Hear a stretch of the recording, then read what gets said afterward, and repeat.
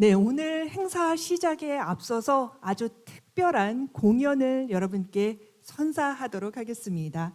정말 우리의 마음 그리고 몸을 치유하는 멋진 공연인데요. 티벳 싱잉볼 연주가 여러분께 펼쳐집니다. 국제치유 싱잉볼 협회 이정임 선생님, 영국 공인음악치료사이신 황미향 선생님께서 오늘 연주를 해주시겠습니다. 정말 이번 행사의 가장 최고의 공연이 아닌가 싶은데요. 여기 계신 모든 분들의 힘찬 박수로 오늘 시작하겠습니다.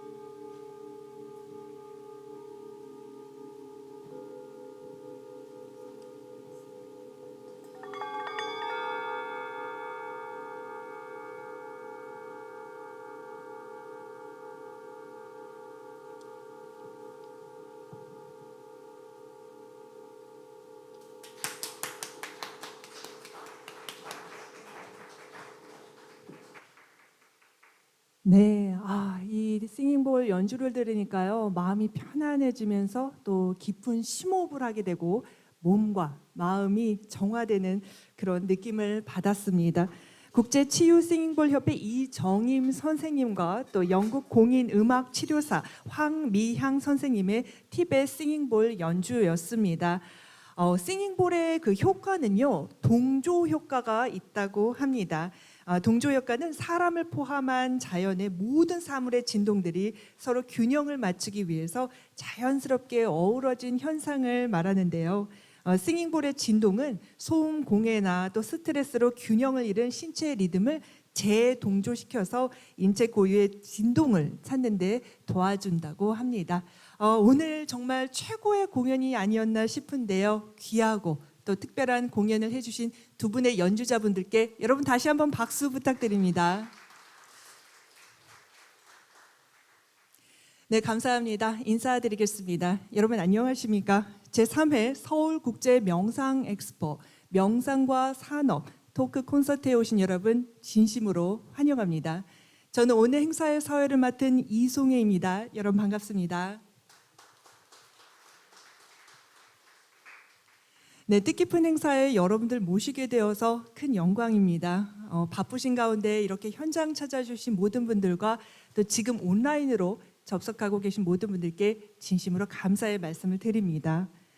현대에는 고대처럼 종교적 스승으로부터 가르침을 받는 것이 정말 어렵습니다.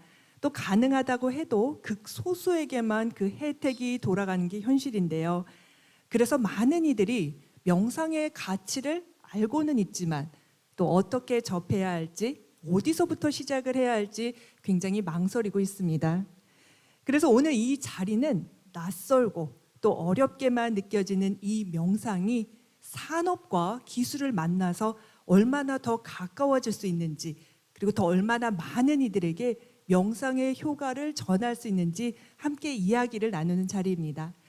참석하신 모든 분들, 그리고 지금 온라인으로 함께하고 계신 모든 분들께 유익하고 또 알찬 시간 되시길 바라겠습니다.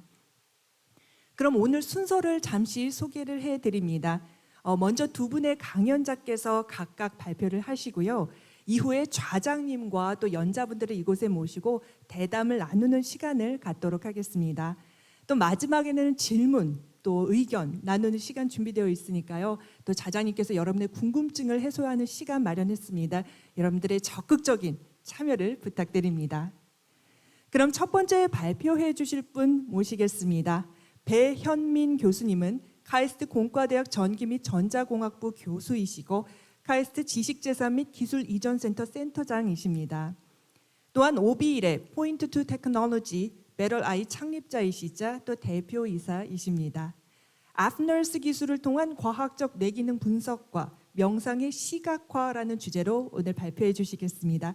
배현민 교수님 앞으로 모시겠습니다. 여러분 박수 부탁드립니다. 네, 안녕하세요. 소개받은 카이스트 전작가 배현민이라고 합니다. 오늘은 애프너스 기술을 통한 과학적 뇌기능 분석과 명상의 시각화라는 주제로 말씀을 드리고자 합니다. 여기 보시는 이 앞에 있는 이 사진이 제가 만든 그 뇌 영상 장치인데요. 제가 이 영상 장치는 어떻게 해서 동작을 하는 거고 이걸 가지고 명상 상태를 촬영을 하면 어떤 모습이 보이는지 이제 그거를 말씀드리도록 하겠습니다. 처음에 그 명상 상태를 촬영한 거를 말씀드리기 전에 이 기계가 도대체 어떻게 해서 동작하는 건지 제가 카이스트에서 봤으니 과학적인 방법으로 말씀을 드리도록 하겠습니다. 일단은 제가 만든 기계는 뇌를 촬영한다고 하는데 우리가 보통 뇌를 촬영하면은 알고 있는 게 CT 영상이나 MRI 영상이죠. 근데 제가 만든 기계는 CT나 MRI처럼 우리의 뇌의 구조를 촬영하는 것이 아니라 우리 뇌의 기능을 측정하는 그런 장비입니다.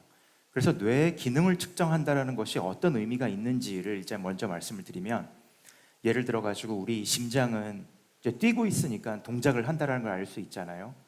근데 예를 들어 가지고 우리 몸의 간은 이제 움직이지가 않잖아요. 움직이지가 않는데 우리 간이 기능을 하고 있다는 걸 우리가 어떻게 알죠?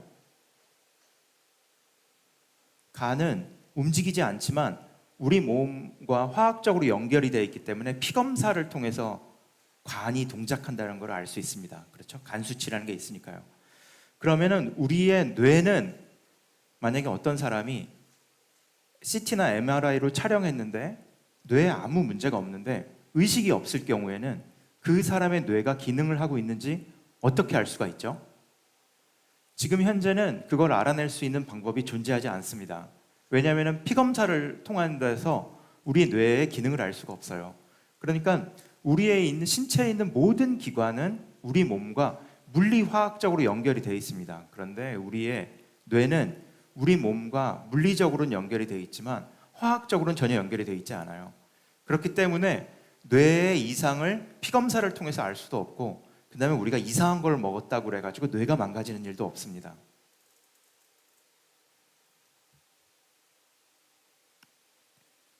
그래가지고 제가 만든 기계는 이제 기능 영상을 하는 건데, 촬영을 하는 건데, 기능 영상을 촬영하는 기법을 이해하기 위해서는 뇌에 대해서 약간의 기본 지식이 필요합니다.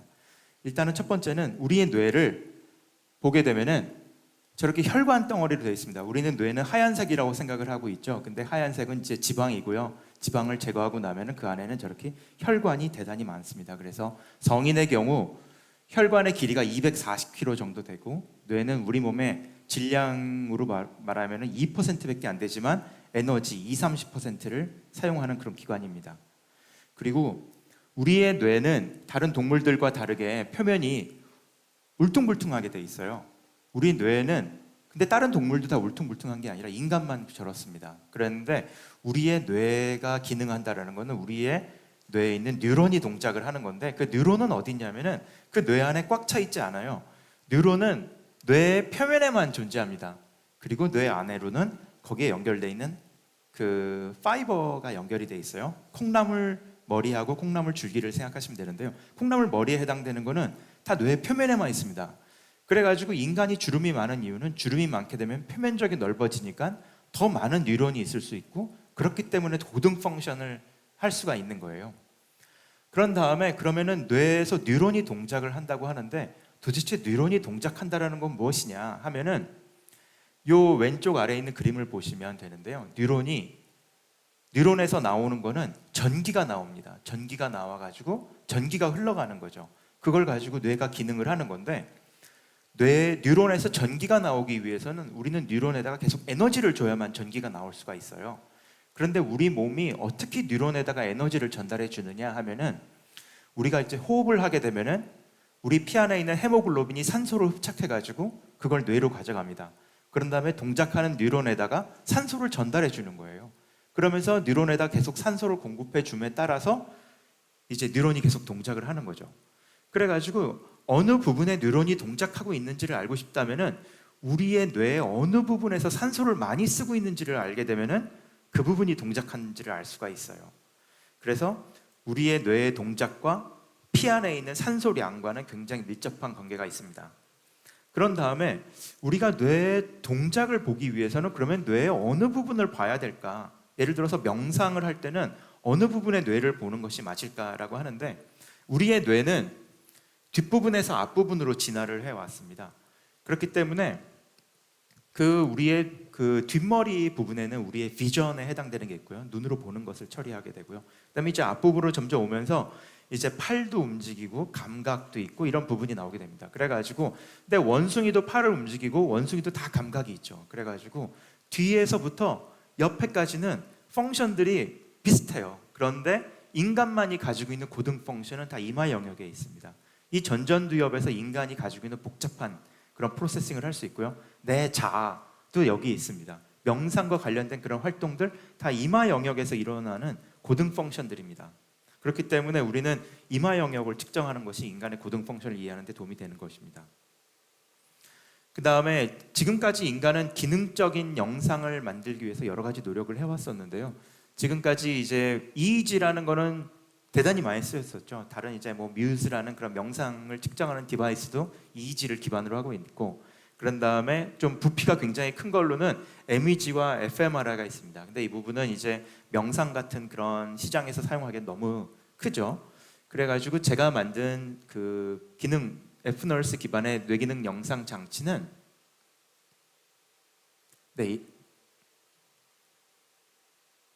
이 부분에 해당되는 것인데요. 이제 굉장히 부피도 작으면서도 아주 손쉽게 뇌기능을 측정할 수 있는 그런 장비입니다. 그래서 이제 이 장비가 그러면 어떻게 동작을 하는 거냐, 이 기능 영상 장치가, 그 부분을 이제 원리를 설명드리면요. 저 왼쪽 위에 보이는 부분이 백열등을 손으로 잡았을 때인데요. 그게 어떤 거랑 똑같으면 핸드폰을 다들 꺼내 보셔가지고요. 이렇게 하면 불빛이 나오게 할 수 있잖아요. 불빛에다가 이렇게 손가락을 대보세요. 불빛을 나오게 한 다음에 여기다 이렇게 손가락을 이렇게 대보면은 손가락이 이렇게 빨개져 있어요. 이게 왜 빨개지는지 생각해 보신 적 있으신가요? 우리 몸에 피가 있어가지고 빨개지는 걸까요? 이게 그렇지가 않습니다. 이게 여기 하얀색이라는 거는 빨주노초 파남보가 다 나와서 백색광이 되는 거고요. 백색광인데 여기 됐을 때 빨간색이 나오는 거는 파장이 짧은 파란색, 보라색 이런 영역으로 갔을 때는 다 우리 몸을 통과하지 못합니다. 근데 붉은색 영역은 파장이 길어가지고 우리 몸을 통과를 할 수가 있는 거예요.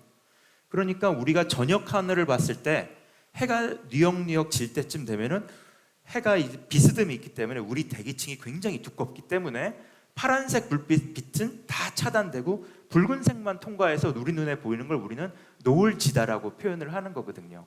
그래서 붉은색 파장은 우리 몸을 굉장히 잘 뚫고 들어갑니다. 그렇기 때문에 내가 뇌에다가 붉은색 빛을 대고 이 안에다가 빛을 비치게 되면 그 빛은 뼈까지 다 투과해가지고 뇌까지 들어가게 되고요. 그런 다음에 뇌에서 반사돼가지고 나오게 됩니다. 그 빛을 이제 측정을 하는 것이에요. 그런데 이제 여기서 보시다시피 레이저가 뇌에다가 빛을 비춰서 반사된 걸 디텍터가 측정을 합니다. 그 다음에 이 왼쪽에 아래에 보이는 저 그래프는 뭐냐면 파란색은 산소를 잃어버린 피고요. 빨간색은 산소를 가지고 있는 피입니다. 근데 지금 650에서 900 나노미터 사이 저 부분을 근적외선 영역이라고 하는데 저 부분이 붉은색 내지는 붉은색보다 약간 긴 파장이에요. 그 부분은 우리 몸을 굉장히 잘 투과하고 그런 다음에 빛의 세기가 산소를 얼마만큼 가지고 있느냐에 따라서 빛의 세기가 차이가 나게 됩니다. 그러니까 우리가 뇌를 쓰게 돼서 산소를 사용하게 되면은 빛의 세기가 달라진다라는 겁니다. 그래가지고 이제 저 같은 카이스트 교수한테 이런 강의를 들으실 때 수식 하나 정도는 보셔야 되잖아요. 그래갖고 이거를 제가 말씀드린 이 부분을 수식으로 정리를 하면 어떻게 되느냐? 이렇게 됩니다. 즉 지금 제가 말씀드린 부분은 빛을 쏘고 투과된 거를 받았다라는 겁니다. 그런데 그걸 수식으로 써보면 저 왼쪽에 있는 델타 I라는 게 빛의 세기의 변화입니다. 근데 우리가 여기다 빛을 쐬서 빛을 받으면 두개골의 두께가 변하지도 않았고 피부의 두께가 변하지도 않았고 뇌가 변한 것도 아니고 뇌하고 두개골 사이에 물층의 두께가 변한 것도 아닌데 빛의 세기를 측정해 보면 빛의 세기가 막 흔들려요. 왔다 갔다 하는데 이 빛의 세기에 변화를 줄 수 있는 유일한 거는 산소 농도가 변한 것밖에 없습니다. 그렇기 때문에 빛의 세기가 변하다라는 거는 산소를 가지고 있는 피, 요 델타 CHBO와 산소를 잃어버린 피, 델타 CHBR의 변화량만이 빛의 세기를 가져올 수 있다라는 거예요. 그래가지고 근데 산소 변화가 없으신 분도 있어요. 어떤 분이냐면은 뇌사 상태에 있으신 분들한테 측정을 해보면은 아무 빛의 세기가 변화가 없어요. 왜냐하면 산소를 사용하지 않기 때문에요. 뉴런이 동작하지 않기 때문에.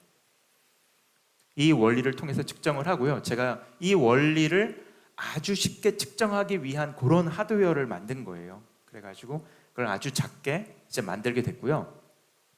그래서 이런 디바이스를 만들고 나서 봤는데 막상 이거를 만들고 나서 봤을 때 굉장히 많은 예상치 못했던 문제들이 많이 있었어요. 내가 머리에다 이거를 다 만든 다음에 이걸 완벽하게 동작할 줄 알았는데 머리에다 쓰고서 나는 아무 생각을 안 하는 상태에서 고개를 이렇게 움직여 보면은 굉장히 많은 변화가 막 일어나는 거예요. 도대체 나는 아무 생각도 안 했는데 이런 변화가 왜 일어나는가 이런 것은.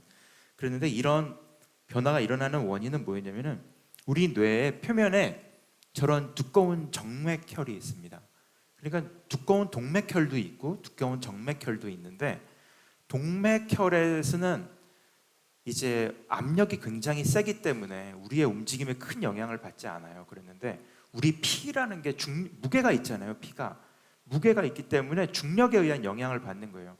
내가 고개를 움직이면 피가 그쪽으로 쏠리거든요. 그렇게 되면 피가 양이 많아지면은 산소량도 더 많아져요. 그렇게 되면은 뭔가 변화가 있다고 나타나는 거예요. 움직임에 대해서도. 이게 뇌를 측정하는 것 자체가 단순히 산소량만 그냥 측정하는 게 아니라 뇌가 어떻게 움직이는 것까지도 잘 파악을 해야만 잘 측정할 수 있겠구나라고 해가지고 그런 부분을 어떻게 해결할까 했는데, 그 해결한 방법은 여러분 수은주 기둥에다가 실험을 한 베르누이 실험이라는 게 있죠. 그 수은주에서 뭐 몇 미터까지 올라가고 뭐 이런 실험이 있잖아요. 고등학교 과학 시간에 배운 그 원리랑 똑같습니다. 그래가지고 어쨌든 그 머리에서의 피의 압력은 중력에 의한 영역을 뭐 받는다 해서, 여기서 이제 G가 중력 가속도인데, 그래서 그런 거를 해결하는 그런 것도 만들어가지고 문제를 해결했습니다. 그 해결한 결과를 이제 여러 가지 실험을 해봤는데요. 그래서 이 장비 가지고 뇌를 측정하면 무엇이 보이는지를 일단 보여드리도록 하겠습니다. 이게 동영상 시작해 주세요. 이제 이거를 머리에다 쓰고 산수 문제를 푸는 겁니다. 저희 박사과정 학생이 저런 산수 문제를 암산으로 푸는데, 뇌를 사용해서 산소를 쓰게 되면 그 부분은 붉은색으로 표시가 됩니다. 그런데 저런 쉬운 문제를 푸는데 머리를 안 쓰니까 붉은색으로 안 나타나죠. 산소를 안 쓴다는 겁니다. 그래서 저런 문제도 푸는데 산소를 전혀 쓰지 않는데 이제 답을 다 맞출 수 있어요. 그러다가 이제 난이도를 한번 올려봤습니다. 그래서 2자리 곱하기 1자리. 이게 좀 동작한 게 보이시죠? 그러니까 이제 그 다음에 82 곱하기 6인데 여러분도 마찬가지지만 짝수 계산이 좀 더 쉬우실 거예요. 머리를 안 썼는데 답을 구할 수 있었습니다. 7 곱하기 32. 약간 산소를 써야지 답이 나오는 걸 알 수가 있죠. 그 다음에 난이도를 더 높여가지고 2자리 곱하기 2자리. 네, 사실 카이스트 학생들은 이거 다 암산으로 알고 있거든요. 그래서 머리를 하나도 안 쓰고 답이 나오고요. 얘는 좀 어려워지죠. 어려워지니까 어떻게 되냐면은 보시면 산소도 훨씬 많이 쓰고 더 오래 걸려요. 저런 문제도 굉장히 산소를 많이 쓰고 시간도 많이 걸리겠죠. 근데 이렇게 문제를 이렇게 난이도를 올리는데 갑자기 산소를 안 쓰시는 분들도 있어요. 포기하신 분들은 산소를 안 씁니다. 그래갖고 뇌를 사용한다는 게 나타나게 되고요. 그런 다음에 어디서도 나타나느냐 보면은 이런 식으로 고등 펑션뿐만 아니라 감정도 다 나타나요. 그러니까 우리가 뇌에서 느끼는 모든 것은 다 뇌가 동작한다는 건 산소를 쓰기 때문에 저런 감동적인 비디오를 보면서 일어나는 일도 다 뇌에서 영상으로 촬영이 가능합니다. 그래서 저거는 굉장히 유명했던 예전에 그 태국에서 만들었던 그런 광고인데요. 커머셜 필름인데 그때 나타나는 이제 그 뇌 영상을 보여드리는데, 네, 시간은 흘러가는데 이제 뒷부분으로 이제 가면서 이제 여기서 어떤 감동적인 게 나타나면서 이제 뇌에서 나타나기 시작해요. 그 부분이 이제 더 많은 산소를 쓰게 되는 거니까 우리가 뭔가 느꼈다, 뭐 어렵다, 모든 이런 것들은 다 뇌에서 일어나는 작용 때문에 반드시 측정이 됩니다. 그래서 저런 감동도 어떤 특정 영역에서 어떤 액티베이션이 이루어지는 걸 볼 수가 있고요. 그다음에 이제 그런 뇌과학을 하시는 분들한테 이렇게 보여주면은 그런 분들한테 굉장히 중요한 건 인과관계가 되게 중요해요. 저게 정말 감동이라면 저 영화 끝났을 때 없어지는 것까지 보여줘야 되거든요. 그래갖고 영화가 저 광고 영상이 끝난 다음에 저걸 덮은 다음에 어떻게 되는지를 한번 보면은 인과관계를 보실 수 있습니다.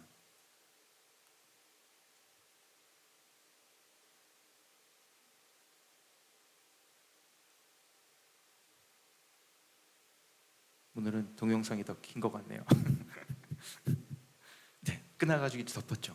그러면은 저게 없어지는데 그냥 팍 없어지는 게 아니라 이렇게 없어지죠. 그래서 갑자기 감동도 여운이라는 게 있잖아요. 감동의 여운조차도 우리 뇌가 느끼는 것이거든요. 그래서 저런 식으로 없어지게 됩니다. 이게 그래가지고 어떤 특정 영역을 측정해 보면 저런 식으로 나타나는데, 그러면은 그럼 사람마다 편차는 혹시 있을까?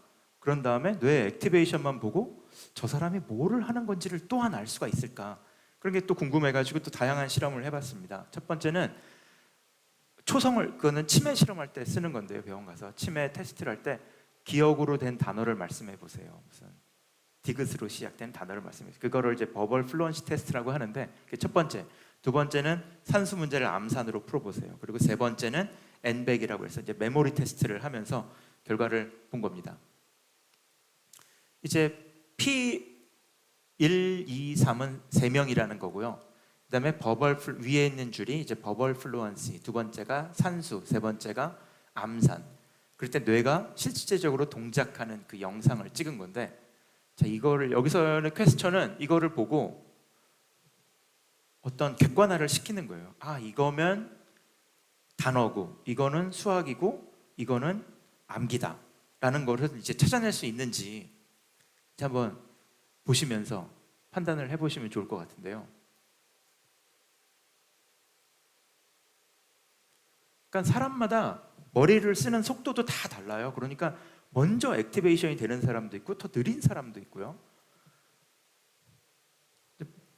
보셨죠? 그래갖고 이게 잘 보시기가 어려우니까 제가 가장 많이 액티베이션 됐을 때 스냅샷을 딱 찍은 거예요. 스냅샷을 찍은 걸 보면은 일단은 사람마다 다른 형태로 머리를 쓸 때 다른 식으로 액티베이션이 된다는 걸 알 수가 있어요. 그런데 여러 사람에 걸쳐서 단어를 할 때나 수학을 할 때나 암기를 할 때나 다 다른 식으로 액티베이션이 돼요. 그러니까 결과물은 똑같은데 과정은 너무나 다른 거예요. 그래가지고 제가 이거를 보면서 야, 정말 열 길 물속은 알아도 한 길 사람 속은 모르는구나. 이게 도대체 뇌에서 무슨 일이 일어나는지 알 수가 없는 거예요. 다 후천적으로 돼가지고. 그래서 제가 그 뇌 연구하는 분들한테 그러면은 일란성 쌍둥이를 가져다 놓고 이 실험을 해보면 액티베이션이 똑같냐 했는데 일란성 쌍둥이도 전혀 다르대요. 그러니까 태어났을 때는 비슷한지 몰라도 그거를 배우는 과정에서 후천적으로 다 자기만의 방식으로 뭔가를 이해를 하는 거예요. 그래가지고 동일한 결과지만 전혀 다른 데가 액티베이션 되고 전혀 다른 데가 동작을 하고 전혀 다른 방법으로 이것을 수행하기 때문에 뇌를 동작을 일반화하기는 굉장히 어렵구나 라는 걸 알 수가 있습니다. 근데 여기서 우리가 일반화할 수 있는 단 한 가지는 뭐였냐면은 액티베이션 레벨마다 이제 사람마다 액티베이션 레벨이 다르거든요. 아까 산수 문제를 보셨을 때 점점 난이도가 올라갈수록 산소를 많이 써요.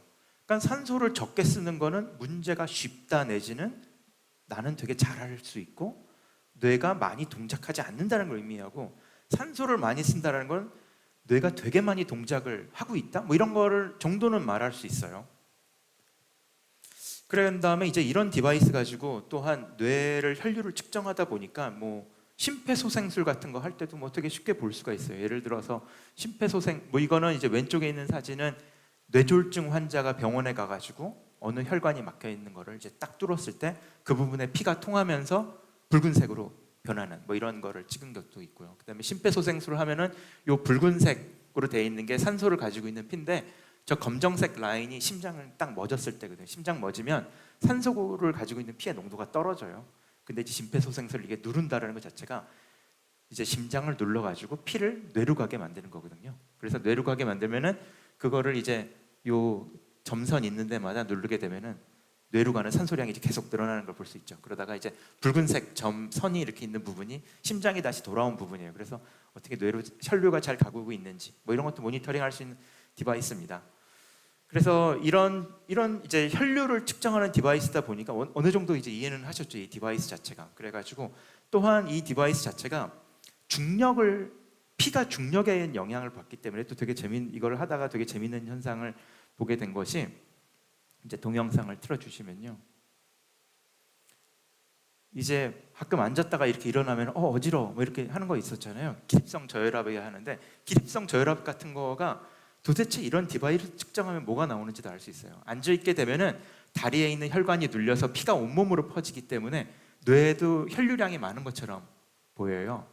그런데 일어서게 되면은 중력 때문에 피가 아래로 훅 내려가가지고 저렇게 혈류량이 확 줄어들거든요. 그러다가 이제 정상 상태로 들어오죠. 이 정상 상태로 들어오는데 오래 걸리시는 분이 어지러워 이렇게 되는 거예요. 그런데 이게 일어섰는데도 정상 상태로 돌아오지 않으면 뇌에 산소가 안 가면 어떻게 되죠? 뇌가 죽는 거죠. 그러니까 정신을 잃고 쓰러지잖아요. 정신을 잃고 쓰러지는 것 자체가 뇌가 살기 위한 행동을 하는 거예요. 쓰러져야만 이 사람은 사는 거거든요. 그래서 이런 디바이스를 이제 가지고 제가 측정했던 거가 이제 앉았을 때 보면은 피가 이렇게 증가했다가 갑자기 일었으니까 뚝 떨어졌다가 이제 자율신경계가 동작하면서 정상 상태로 가는 뭐 이런 거를 측정할 수 있습니다. 그래서 이런 혈류를 측정하는 디바이스니까 이제 이런 걸 할 수 있다라는 거고요. 그래서 제가 아까 보여드린 게 이 부분이고, 그 다음에 이제 메디테이션 하는 부분을 가지고 이제 제가 그 다음에 이제 사람들을 모아가지고 찍어봤는데, 메디테이션도 막상 진행을 해보면 그 사람마다 편차는 존재해요. 그래가지고 사람마다 어떤 사람은 이렇게 나타나고 어떤 사람은 이렇게 나타나고 편차는 존재하는데, 측정한 굉장히 많은 분을 다 평균화를 내가지고 평균화된 거를 제가 이거를 보여드리면은, 랜덤 싱킹을 하길 때는 그냥 머리에다 쓰고 그냥 아무 생각이나 하고 그냥 잡념을 하던 그냥 계셔보세요라고 하게 되면은, 그 에버리지 사진을 찍었을 때는 이런 모양이었습니다. 그러니까 어느 부분에 뭐 약간의 액티베이션도 있고, 하지만 뭐 어느 크게 두드러지지 않는 이런 상태로 측정이 되는데요. 그다음에 이제 명상 상태로 간 상태에서 이거를 촬영을 해보면 산소량이 굉장히 많이 줄어드는, 그러니까 뇌에서의 액티베이션이 굉장히 줄어드는 방향으로 나타나게 됩니다. 그래가지고 근데 물론 모든 분이 이렇지는 않아요. 그러니까 제가 아까 말씀드린 것처럼 사람만의 편차가 굉장히 심하거든요, 뇌 액티베이션은. 그런데 어쨌든 에버리지를 내보면은 산소량은 줄어드는 방향으로 나온다는 게 이제 에버리지의 현상이고요. 그런 다음에 그 다음에 이제 이 부분을 보여드리면은, 이제 정상 상태하고 이제 그 하나의 컨셉을 제가 이제 보여드리고자 하는데, 이제 그 뭐를 보여드리고자 하느냐면은 그 브레인의 그 커넥티비티라는 거를 보여드리려고 그래요. 우리의 뇌에서 나는 무엇이냐면은 나의 뇌의 커넥션 자체가 나의 자신을 정의하잖아요. 뉴런의 연결 자체가. 그런데 이제 뉴런의 연결 자체를 보게 되면은 인간이 고등화되면 고등화될수록 연결 자체가 이제 복잡해지거든요. 그래가지고 일단은 커넥션 자체를 한번 측정을 해 보게 되면은, 그러니까 이거는 이제 어떻게 측정을 하면, 아까 이제 뇌를 측정을 해 보면은 어떤 영역이 붉어지고 어떤 영역이 붉어지고 하는데, 여기가 붉어졌을 때 여기서도 붉은색이 나타나게 되면 두 부분은 연결이 됐구나라고 연결을 하는 거예요. 그래갖고 같이 비슷한 시기에 액티베이션이 일어나면 그분은 연결이 어떤 식으로 됐구나라고 해서 연결을 시켜주는 거죠. 그래갖고 연결을 계속 시켜주면서 연결이 얼마나 복잡하게 돼 있는지를 한번 측정해 보는 거예요. 그래서 측정을 해보면 나이가 10대 때부터 10대와 비교했을 때, 이제 10대를 봤을 때와 그 20대를 보게 되면 10대에서부터 20대까지 증가를 하게 되고요. 그리고 이제 10대, 20대 이렇게 쭉 증가를 하게 되고, 그다음에 디프레션을 가지고 있는 분들은 그 연결도가 굉장히 줄어들어요. 그러니까 커넥션 자체가 줄어든다라는 게 뇌가 잘 동작하지 않는다라는 거거든요. 보통 디프레션 있으신 분은 책을 막 읽어도 난 무슨 얘기인지 잘 모르겠고 뭐 이런 그 문맥을 잘 이해하지 못하고 그런 분들이 있거든요. 그래가지고 그런 부분은 이제 커넥션이 안 좋은 거고요. 그래서 커넥션 자체가 이제 계속 증가하게 되는데, 그거를 이제 그래피컬하게 이제 보여드리게 되면은 이제 그 전체적인 에버리지를 내보면 10대보다는 20대 때 커넥션이 계속 증가하게 되고 30대까지 그러니까 20대의 맥시멈을 찍고요. 30대에서부터 서서히 계속 줄어들게 됩니다, 커넥션은. 그리고 사람 간의 편차를 보게 되면은 10대는 커넥션의 편차가 그렇게 심하진 않아요. 굉장히 커넥션이 덴스한 사람과 아닌과 비슷해요. 근데 이제 나이가 들게 되면은 편차가 엄청 커요. 그런다는 말은 나이 드신 분 중에서 굉장히 뇌가 건강하신 분과 아주 안 좋으신 분은 치매이신 쪽도 있잖아요. 그러니까 편차가 이제 나이 들수록 엄청 심해지고요. 이런 편차가 느껴지는데, 그러면은 이게 지금 일반적인 나이대에서 나타나는 현상인데, 명상을 하는 경우에는 이런 것이 어떻게 측정이 되는지도 한번 측정을 해봤습니다. 근데 이제 지금까지 많은 연구 결과가 나온 것 보면은, 메디테이션을 한 경우에는 논문에서 보면은 코르티칼 틱네스, 커넥션이 돼 있는 부분이 코르티칼 부분인데 그 부분이 굉장히 두껍다라고 얘기를 해요. 그러니까 굉장히 덴스하게 연결이 돼 있다는 거죠. 굉장히 건강하게. 그리고 그 다음에 명상하지 않은 일반 사람은 나이가 들수록 굉장히 많이 줄어든다. 근데 명상을 할 경우에 커넥션이 굉장히 좋게 유지가 되니까, 그러면은 나도 명상 전후에 단기간이라도 어떤 변화가 있을 수 있지 않을까라고 해서 명상하시는 분들을 대상으로 좀 측정을 해봤어요. 그랬을 때 이 그래프가 제가 측정을 해가지고 그 부분을 찍어본 부분인데요. 이제 Y축이 산소를 말하는 것이고 X축이 커넥티비티를 말하는 거예요. 그랬는데 보면은 전체적으로 봤을 때 이제 사람분을 봤을 때 이제 이 부분들은 엑스퍼트라고 말할 수 있는 분들, 저 부분들은 이제 좀 초심자였고, 그런 다음에 그 스님도 있었어요. 그래가지고 이제 아주 엑스퍼트라고 생각하고 이제 메저를 해봤는데, 일단은 옥시제네이션으로 봤을 때 사람 편차는 있지만 에버리지 봤을 때는 산소 농도는 낮아지고요. 그다음에 명상 이후에 커넥티비티는 늘어난 쪽으로 측정이 되고요. 이제 그것들이 이제 측정한 양상이었습니다. 그렇기 때문에 이런 식으로 나타나는 것 같은데요.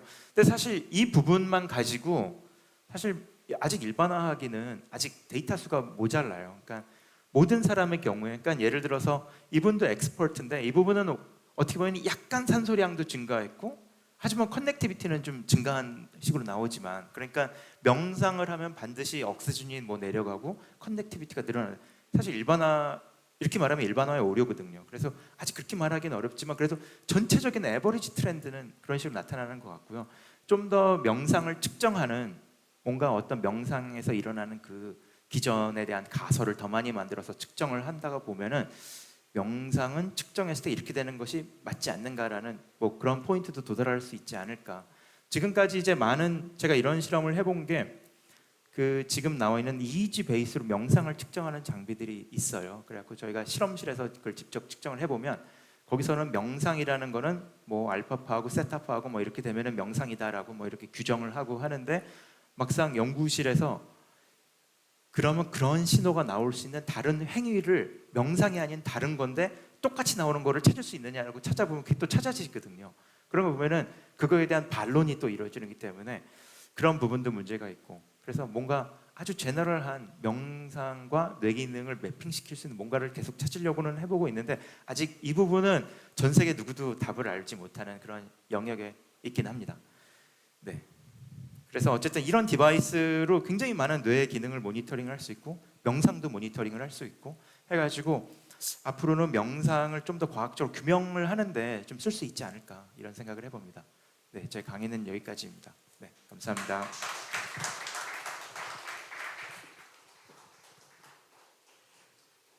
네, 감사합니다. 이렇게 어려운 내용을 비전문가, 우리 일반인이 들어도 너무나 쉽게 명확하게 설명을 해 주셨는데, 여러분도 그렇게 생각하시죠? 감사합니다.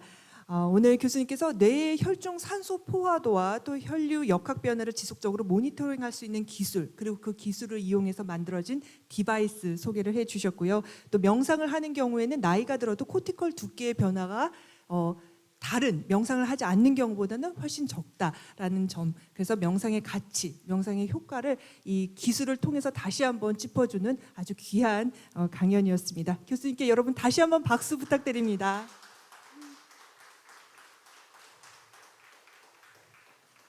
감사합니다. 또 이어서 다음 강연자분을 여러분께 소개해드리겠습니다. 김진우 교수님은 연세대학교 경영대학 교수이시고요.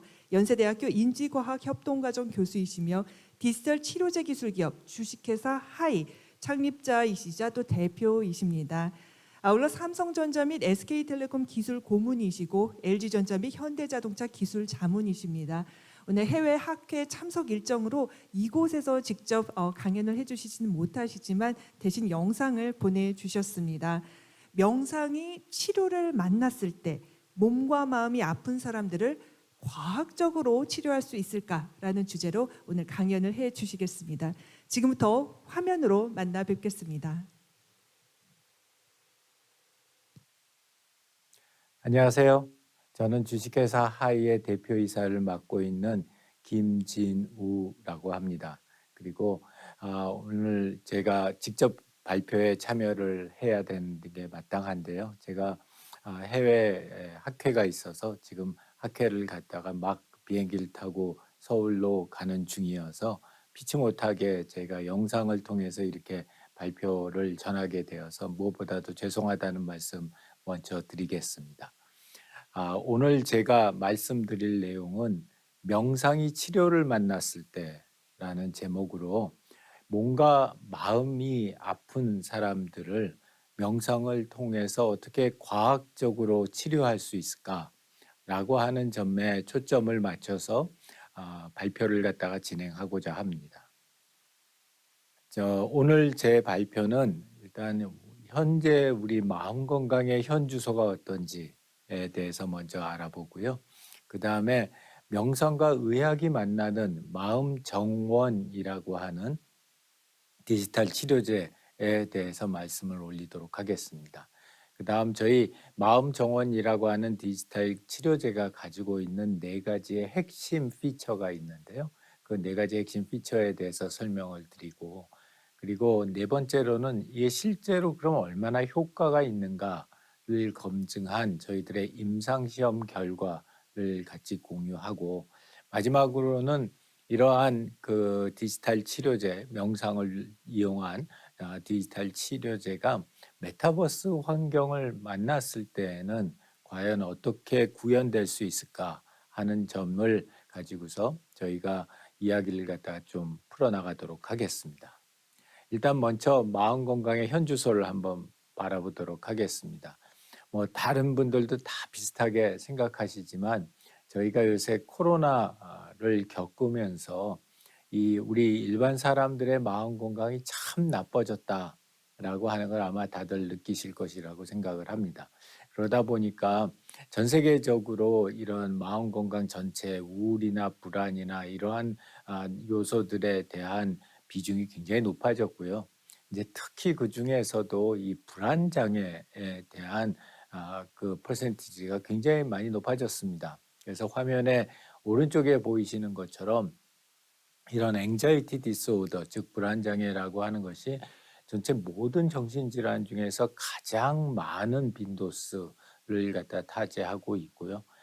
또 그 불안장애 중에서도 특히 이제 이 범불안장애, 제너럴 앵자이티 디스오더라고 하는 것에 대한 이 발병 요인들도 굉장히 많아지고 있습니다.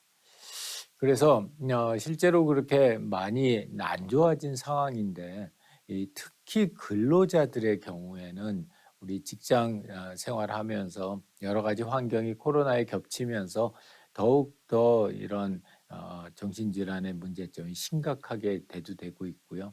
특히 이제 최근에 저희가 올해 1월이죠. 올해 1월에 중대재해처벌법의 시행령이 진행이 되면서 이 실제로 직장에서 사망이나 상해로 인한 사고가 빈번하게 발생했었을 때에는 사업주나 우리 경영 책임자에게 형사 책임을 묻는 그런 법이 실제로 시행되기 시작을 하면서 우리나라에서도 이제 정신질환이라고 하는 걸 산업재해로 쳐서 이게 꼭 어디서 떨어지거나 깔리거나 이러는 것뿐만이 아니라 자살, 자해, 충동이라든지 우울, 불안과 같은 이 정신질환들이 굉장히 큰 그 비중으로 사회에 큰 멍해를 갖다 지금 기울이고 있는 중입니다.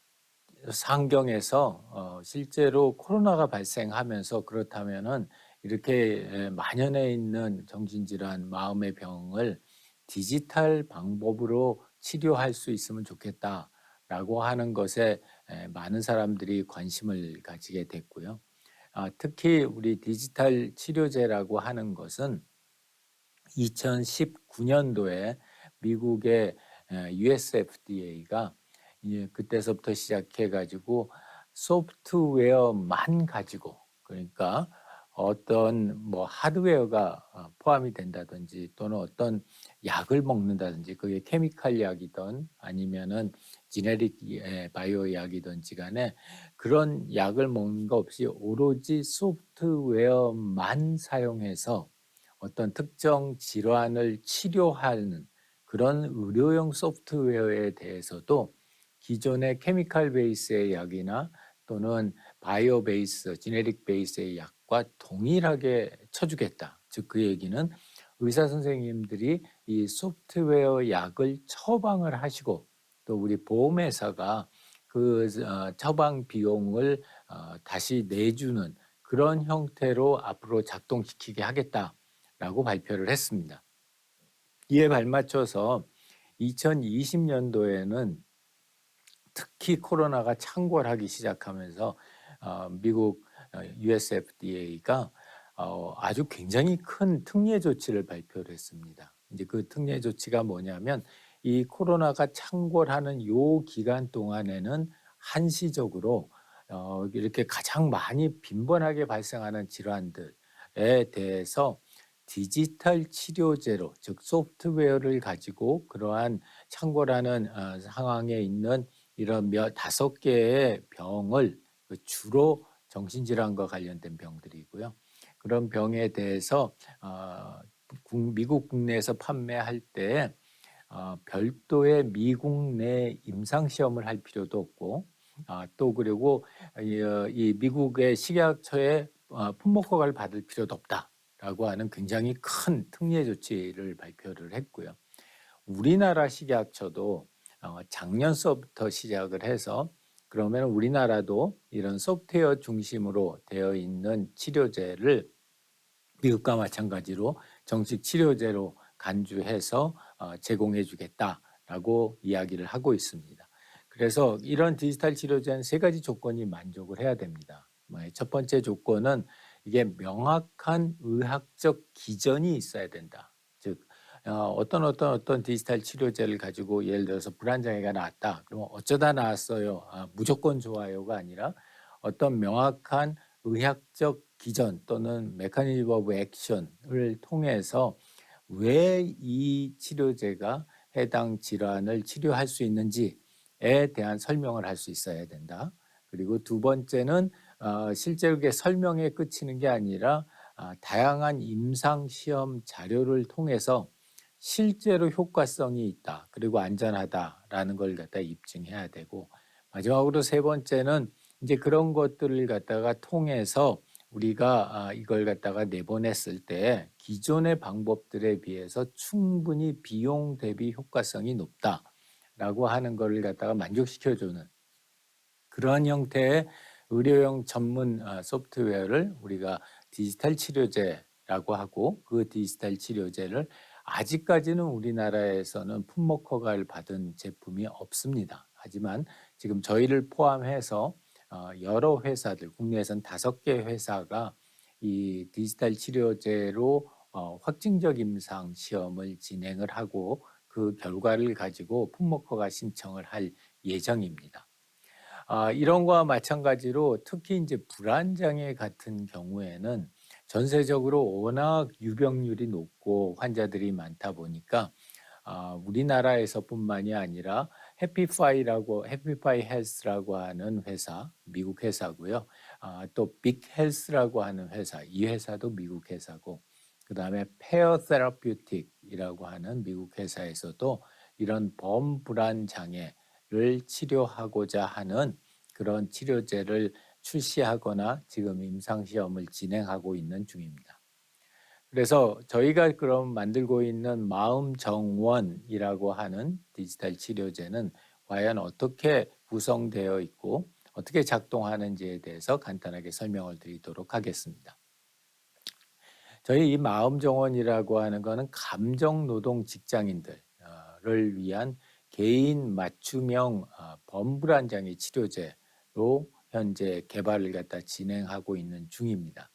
그래서 여기 지금 화면에서 보시는 것처럼 이 실제 사용자가 하루에 한 20분 정도를 갖다 아침 저녁으로 해서 간단하게 이런 치료를 갖다 실제로 진행을 갖다 하고, 지금 보시는 것처럼 우리가 그 동안에 기간 동안에 이 서비스를 갖다 제공해서 반복적으로 제공함으로써 우리 그 범불안 장애를 가지고 있는 사용자들의 불안을 낮춰주고 또 더불어서 우울이나 스트레스도 낮춰주는 그런 효과를 갖다 보고 있는 디지털 치료제입니다. 그렇다면은 우리 그 특히 이 불안이라고 하는 것은 저희가 여러 가지 원인이 있습니다. 예를 들어서 과도한 어떤 생리적인 각성이 있다든지 또는 적응 전략이 없어서 상당히 불안해한다든지, 또는 가장 이제 많은 게 왜곡된 인지 과정, 즉 심리적인 증상인데요. 본인이 오른쪽 그림에서 보는 것처럼 어떤 트리거가 있어. 아, 내일 시험 봐야 되는데 이제 이런 트리거가 있고요. 그렇게 되면은 거기서 이제 첫 번째 타입 1 워리가 나옵니다. 아, 이거 내일 시험 잘못 보면 어떠지? 그렇게 하다가 잠을 갖다가 설치면은 타입 2에서 잠을 못 자면은 더 시험을 못 보겠는데 이게 다시 또 타입 1 워리를 갖다가 조장시키는 이런 증폭 과정을 통해서 본인 스스로도 본인이 걱정하는 게 비현실적이고 무엇인가에 집착하고 있다는 것을 알고 있지만 그 고리를 끊지 못하고 계속해서 걱정에 걱정을 갖다 꼬리를 무는 그런 형태의 병적인 불안 상태를 갖다가 저희가 범불안 장애라고 합니다. 그래서 이 범불안 장애를 치료하는 방법은 뭐 여러 가지가 있습니다만 이 마음 정원은 자기 자신에게 집중되는 이런 주의를 다른 외부에 있는 어떤 대상에게 돌리거나 회피하거나 하는 것보다는 인지적 탈융합, 그리고 우리 오늘 컨퍼런스의 주제인 마음 챙김, 그리고 수용 등의 과정을 통해서 자기 자신에 대한 생각과 느낌과 감각 등을 있는 그대로 그 자체로 경험하고 수용할 것을 강조하는 그런 수염 전념 치료 또는 액트라고 우리가 얘기를 하는데요. 그 수용 전념 치료를 바탕으로 해서 개발이 되었습니다. 그래서 저희 마음 정원을 사용하는 플로우를 보면 여기서 보시는 것처럼 로그인을 하고 홈으로 들어가서 챗봇과 마음을 나누고 그 다음에 호흡 이완을 하고 자기 대화를 진행하는 이런 형태로 진행이 됩니다. 그럼 한번 간단하게 실제 저희 시스템이 어떻게 작동하는지에 대해서 한번 데모 영상을 보시겠습니다.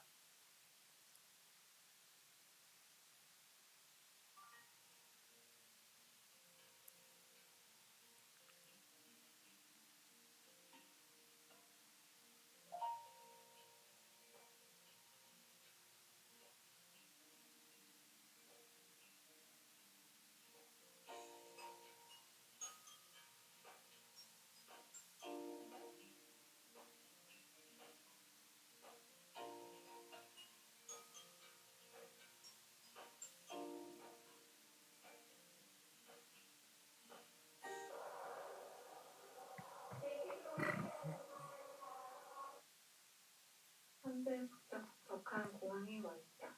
그리고 어디론가 향하는 비행기 타기 위해 조금 기다려야 한다. 소란스러운 공항에서 들리는 말바이바와 소음들은 단지 소리일 뿐이다. 피할 수 없고 듣지 않을 수 없는 단지 시끄러운 소리일 뿐이다.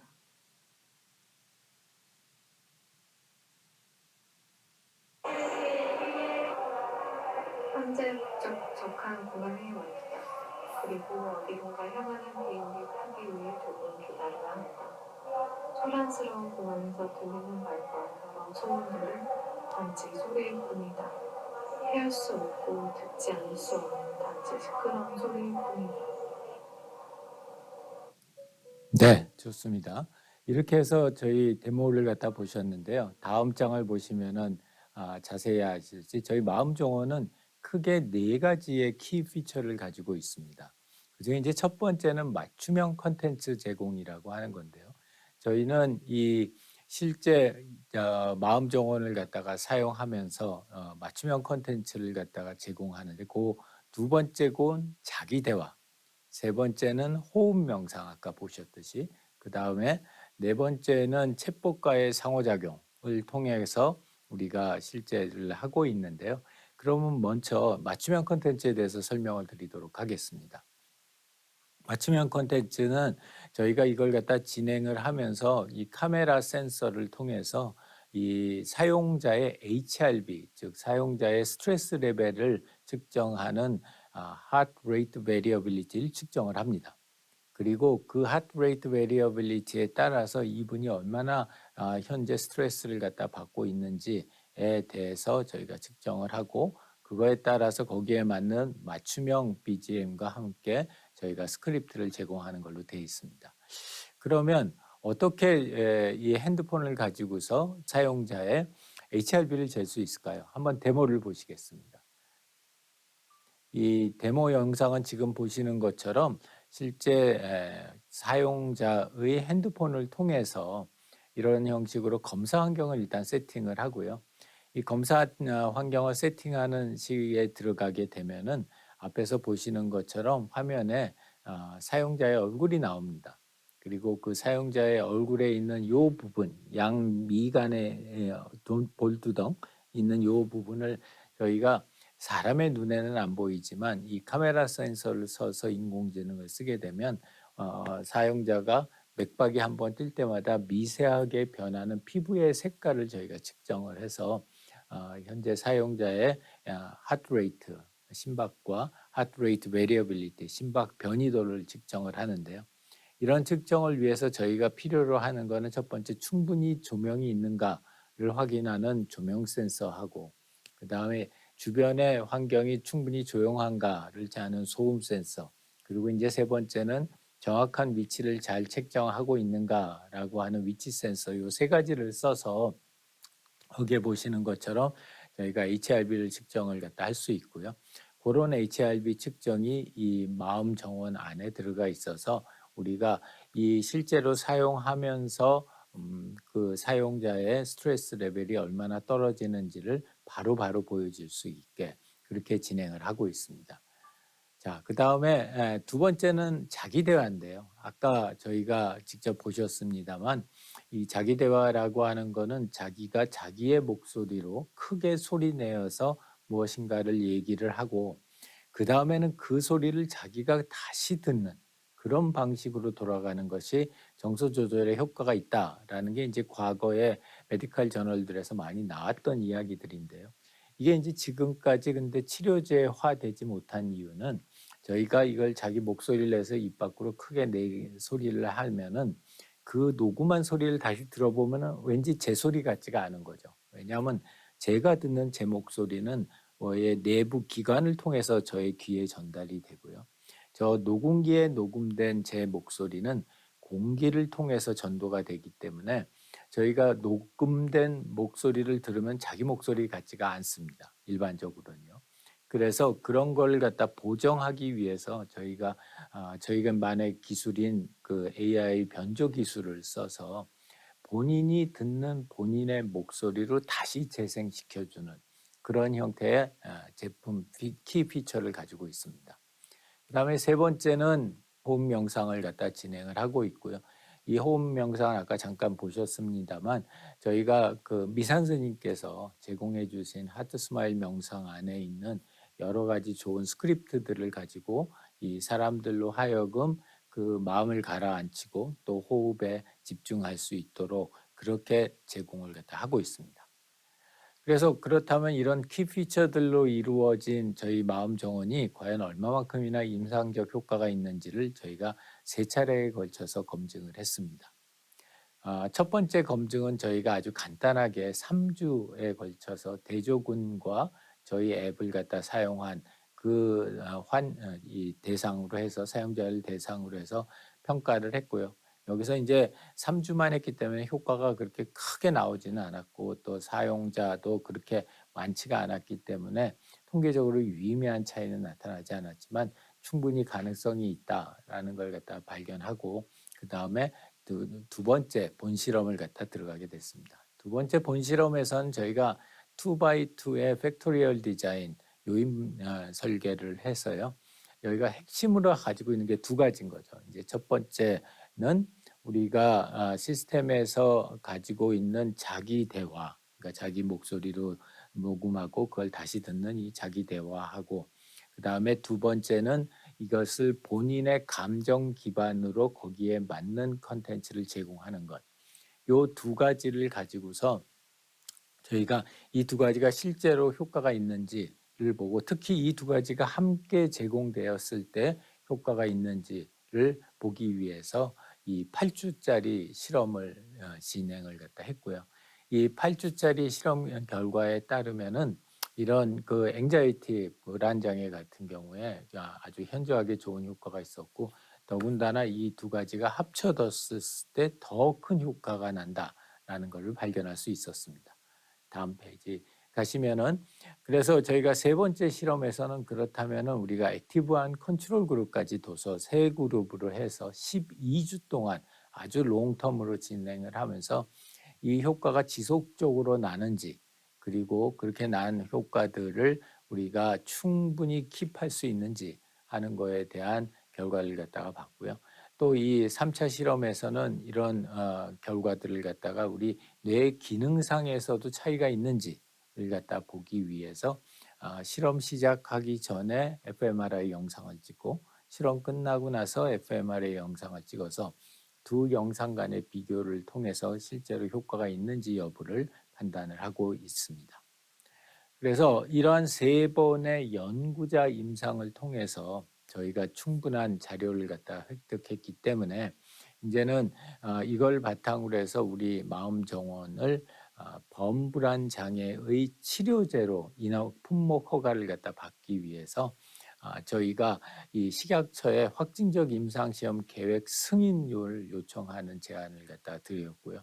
그거에 대해서 식약처가 작년 말에 이 확진적 임상시험 계획을 승인을 해줬습니다. 우리나라에서는 한 5개의 회사가 현재 승인을 받아서 진행을 하고 있는 중인데요.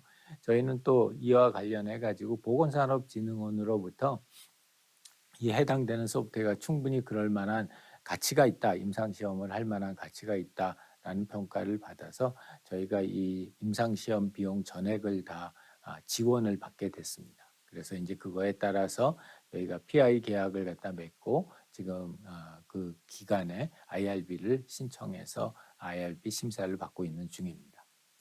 자, 그렇으면 현재 상태에선 이러한 것들이 다 이 스마트폰 상에 있는 앱을 통해서 제공이 되는데요.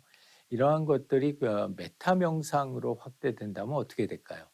다음 페이지를 보시게 되면은 저희가 가장 최근에 이제 우리 미산 스님하고 같이 또 김주환 교수님하고 같이 해서 이런 메타버스 환경에서 이 명상이 어떻게 제공될 수 있을까? 우리가 앱에서 사용했던 이러한 것들을 갖다가 메타버스 환경으로 옮겨서 예를 들자면 게이트를 통해서 마음 챙김의 방으로 입장을 하고 그 방에서 본인의 무의식 쪽에 어떠한 갈등 요소들이 있는지라는 것을 충분히 느끼고 그 다음에 전인식 단계에서 음악의 방이나 미술의 방이나 언어치료의 방을 통해서 3인칭 시점에서 객관적인 나를 한번 보여줄 수 있으면 좋겠다 이런 생각을 했고요.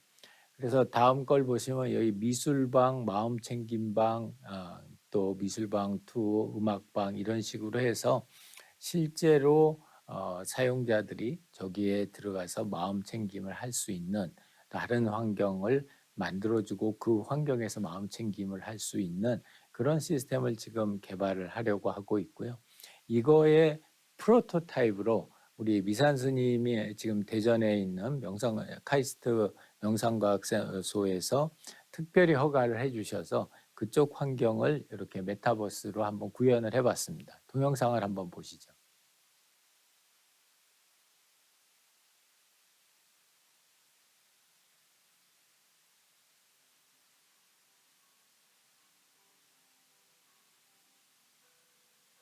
현재 촬영하고 있는 상황이고 그 방이 이제 이렇게 3D 공간으로 바뀌게 됩니다. 그래서 메타버스 명상의 방에 입장을 하게 되고요. 그 명상방에서 현재 불안 감정을 갖다 떨쳐내기 위해서 몸에 있는 그런 불안 감정을 없애고 내가 의식적으로 진행할 수 있게 그렇게 진행을 하고 있습니다. 네, 그래서 저희 다음 그림에서 보시는 것처럼 저희는 지금 현재 저희가 개발한 마음 정원은 앱의 형태로 해가지고 실제로 식약처의 임상 허가를 받아서 마음이 매우 어려우신 분들한테는 처방을 받고 제공하는 형태를 갖다 가져가고 있고요. 그 다음에 일반인들 꼭 병원에 가서 처방을 받지 않았더라도 본인의 마음이 좀 어려우신 분들은 스스로 자발적으로 이런 서비스를 갖다 사용하실 수 있도록 그렇게 저희가 지금 서비스를 확장시켜 나가고 있고요. 그렇게 서비스를 갖다 확장시켜 나가는 상황에서 일단은 일반인들에 대한 정신건강 치료제로 시장에 진출을 하지만 그 다음에는 특수직 공무원들을 위한 치료 환경을 개선하는 쪽으로 나가고 그 다음에는 이 메타버스 병원 등을 통해서 글로벌로 진출하는 것을 목적으로 하고 있습니다. 자, 마지막 장으로 저희가 설명을 갖다가 드리고서 마무리를 갖다 하도록 하겠습니다. 지금까지는 소프트웨어 그러면 뭔가 일을 위한 것이든지 아니면 뭔가 건강을 갖다가 해치는 게임을 해서 뭐 건강을 해친다든지 이런 주로 부정적인 건강에 부정적인 역할을 하는 걸로 했다면은 저희가 바라보고 있는 디지털 치료제 그리고 이런 메타버스 환경에서의 메타헬스라고 하는 거는 이 소프트웨어가 건강을 더 높여주기 위한 방법으로 쓰일 수 있다라는 것에 방점을 찍고 이 일반인들을 대상으로 해서는 이런 명상을 과학적으로 제공함으로써 일반인들의 마음 건강을 챙겨드리고 그 다음에 환자들에게는 좀 더 높은 도수의 치료제를 통해서 그 병을 치료하는 그런 역할을 수행하는 그런 의료용 전문 소프트웨어를 개발하고 있습니다. 이러한 과정에서 여러분들처럼 명상과 또 이 내용들을 갖다가 잘 이해하시는 분들이 이런 치료제 과정에 참여하시게 된다면 이 치료제가 훨씬 더 풍성한 컨텐츠를 가지고 제공될 수 있을 거라고 생각합니다. 다시 한번 제가 직접 이렇게 발표를 갖다 가서 하지 못한 거에 대해서 너무 죄송하다는 말씀을 드리고요.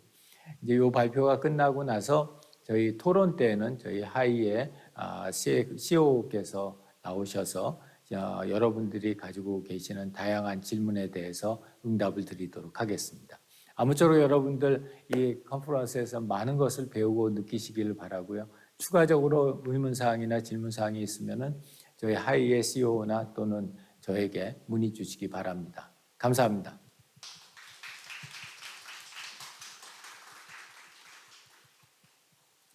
네, 감사합니다. 김진우 교수님의 강연이었습니다. 약물은 아니지만 의약품과 같이 질병을 치료하고 또 건강을 향상시킬 수 있는 소프트웨어, 바로 디지털 치료제. 많이들 이렇게 좀 생소하실 수 있는데요. 이번 또 강연을 통해서 디지털 치료제가 무엇인지 그리고 어떻게 우리에게 그 혜택과 효과가 있는지를 알 수 있었고요. 특별히 감정 노동 직장인들을 위한 개인 맞춤형 우울 불안 관리 서비스 마음 정원을 소개를 해 주셨습니다. 탄탄하고 아주 임상적 효과 데이터를 가지고 있는 마음 정원이 앱 안에 모든 놀라운 기술도 들어가 있고 또 앞으로 메타버스 환경 구현 연계를 통해서 더욱더 글로벌 진출 또 일반인과 환자 모두에게 정신 건강을 가져다 줄 수 있는 놀라운 기술들 주식회사 하이 대표님의 그리고 교수님의 발표로 들을 수 있었습니다. 정말로 오늘 이 앞서서 발표해 주신 배 교수님과 또 김준희 교수님을 통해서 이 명상과 산업과 기술이 만났을 때 얼마나 놀라운 결과가 이루어지는지를 알 수 있었습니다. 그럼 지금부터 대담의 시간을 갖도록 하겠는데요. 앞서서 지금 무대를 좀 준비를 하도록 하겠습니다.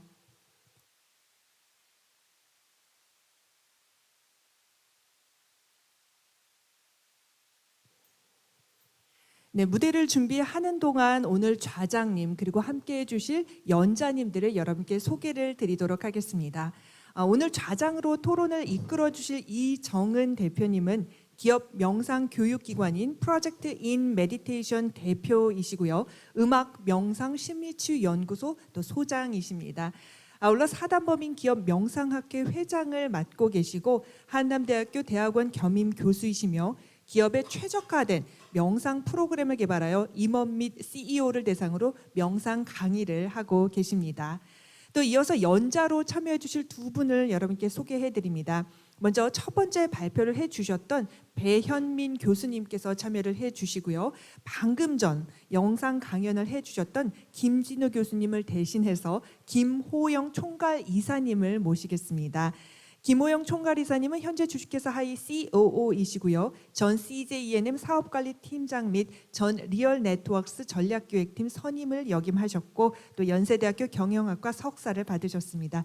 네, 그럼 좌장님과 그리고 두 분의 연자분들을 무대로 모시도록 하겠습니다. 여러분 따뜻한 박수로 맞아주십시오.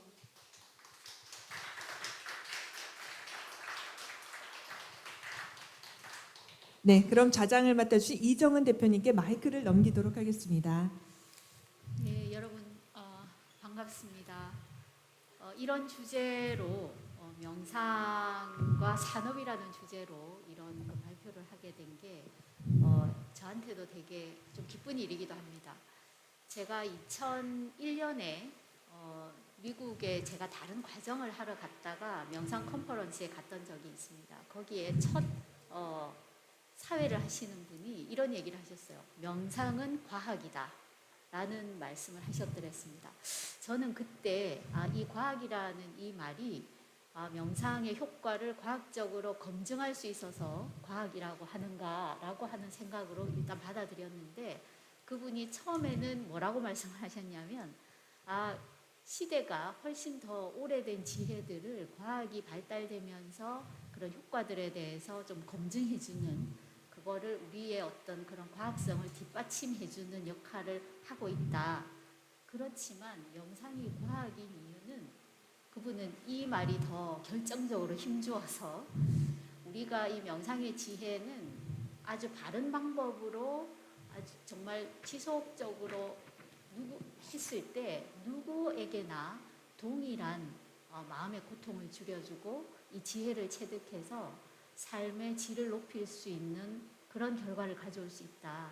그래서 과학이라고 하려면 누구에게나 적용했을 때 동일한 효과를 낼 수 있을 때 과학이라고 한다. 이런 얘기를 하셨습니다. 그때는 저는 이제 이 방법의 어떤 힘이나 이거에 대해서 이제 아주 좀 인상 깊게 들었었는데, 오늘 이 자리에서 그 과학이다라고 했던 그 말이 굉장히 좀 더 확대되고, 그리고 실제로 방법론뿐만이 아니라 이 시대의 과학의 테크놀로지 기술이 함께해서 그 지혜들이 좀 더 확장되는 그런 어떤 그 시간이 되는 거 아닌가 하는 생각이 듭니다. 그래서 오늘 아마 여러분들도 이 그 강연을 들으시면서 이렇게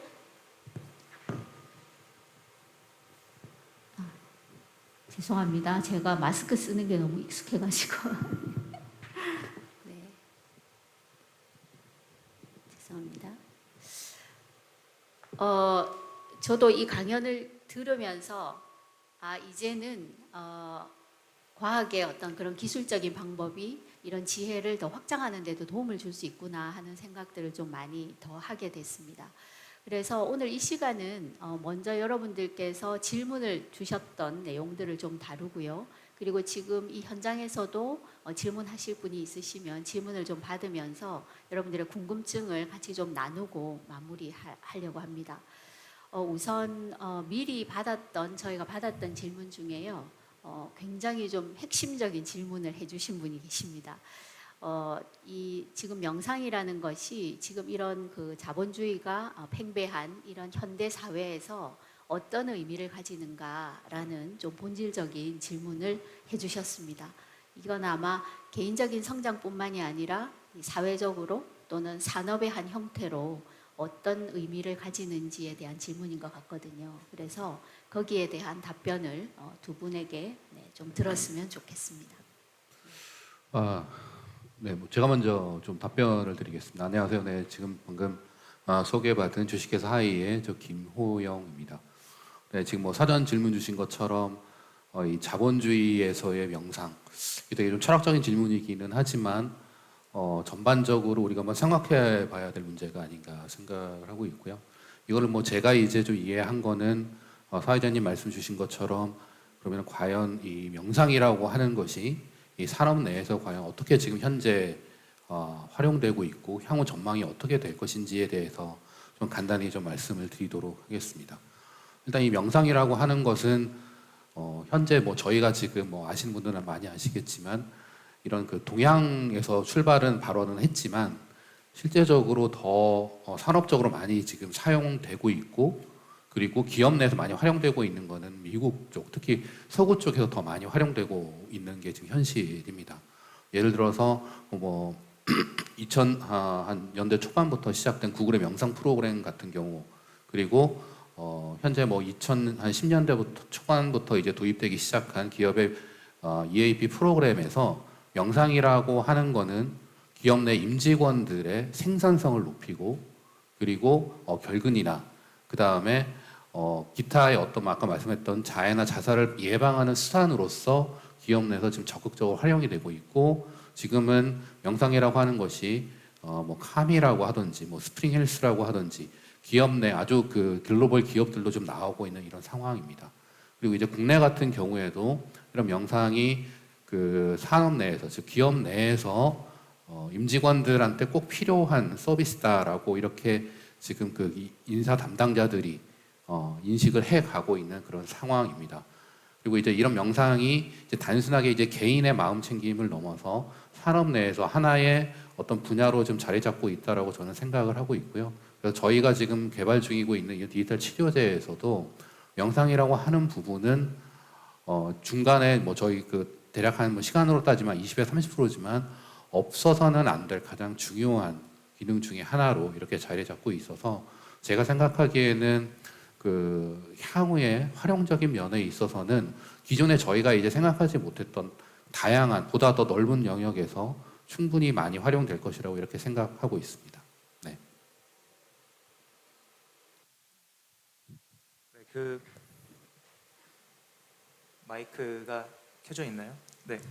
그 제가 생각하는 그 명상이라는 부분, 저는 이제 어떤 사이언스 테크놀로지를 이제 주업으로 하는 그런 대학교에서 교수를 하면서 처음에 명상이라는 걸 접했을 때 이것이 정말 과학일 것이냐라는 부분에 대해서 굉장히 많은 초반에는 회의도 있었고요. 그런데 그런 과학적 증명 과정에서 발레라는 것이 발견되는 것 자체가 굉장히 큰 의미가 있습니다. 어떤 명제도 발레가 발견되는 순간 그거는 이미 깨지는 거거든요. 그런데 지금 서양 과학, 우리가 하고 있는 과학 자체가 서양 과학에 기초를 하고 있는데, 서양 과학에서는 인간이라는 건 물리화학적으로 규정되어 있는 어떤 물체로 생각을 합니다. 물리적으로 이렇게 돼 있고 화학적으로 이렇게 돼 있으니까 그 사람은 이런 결과가 낳는 것이다.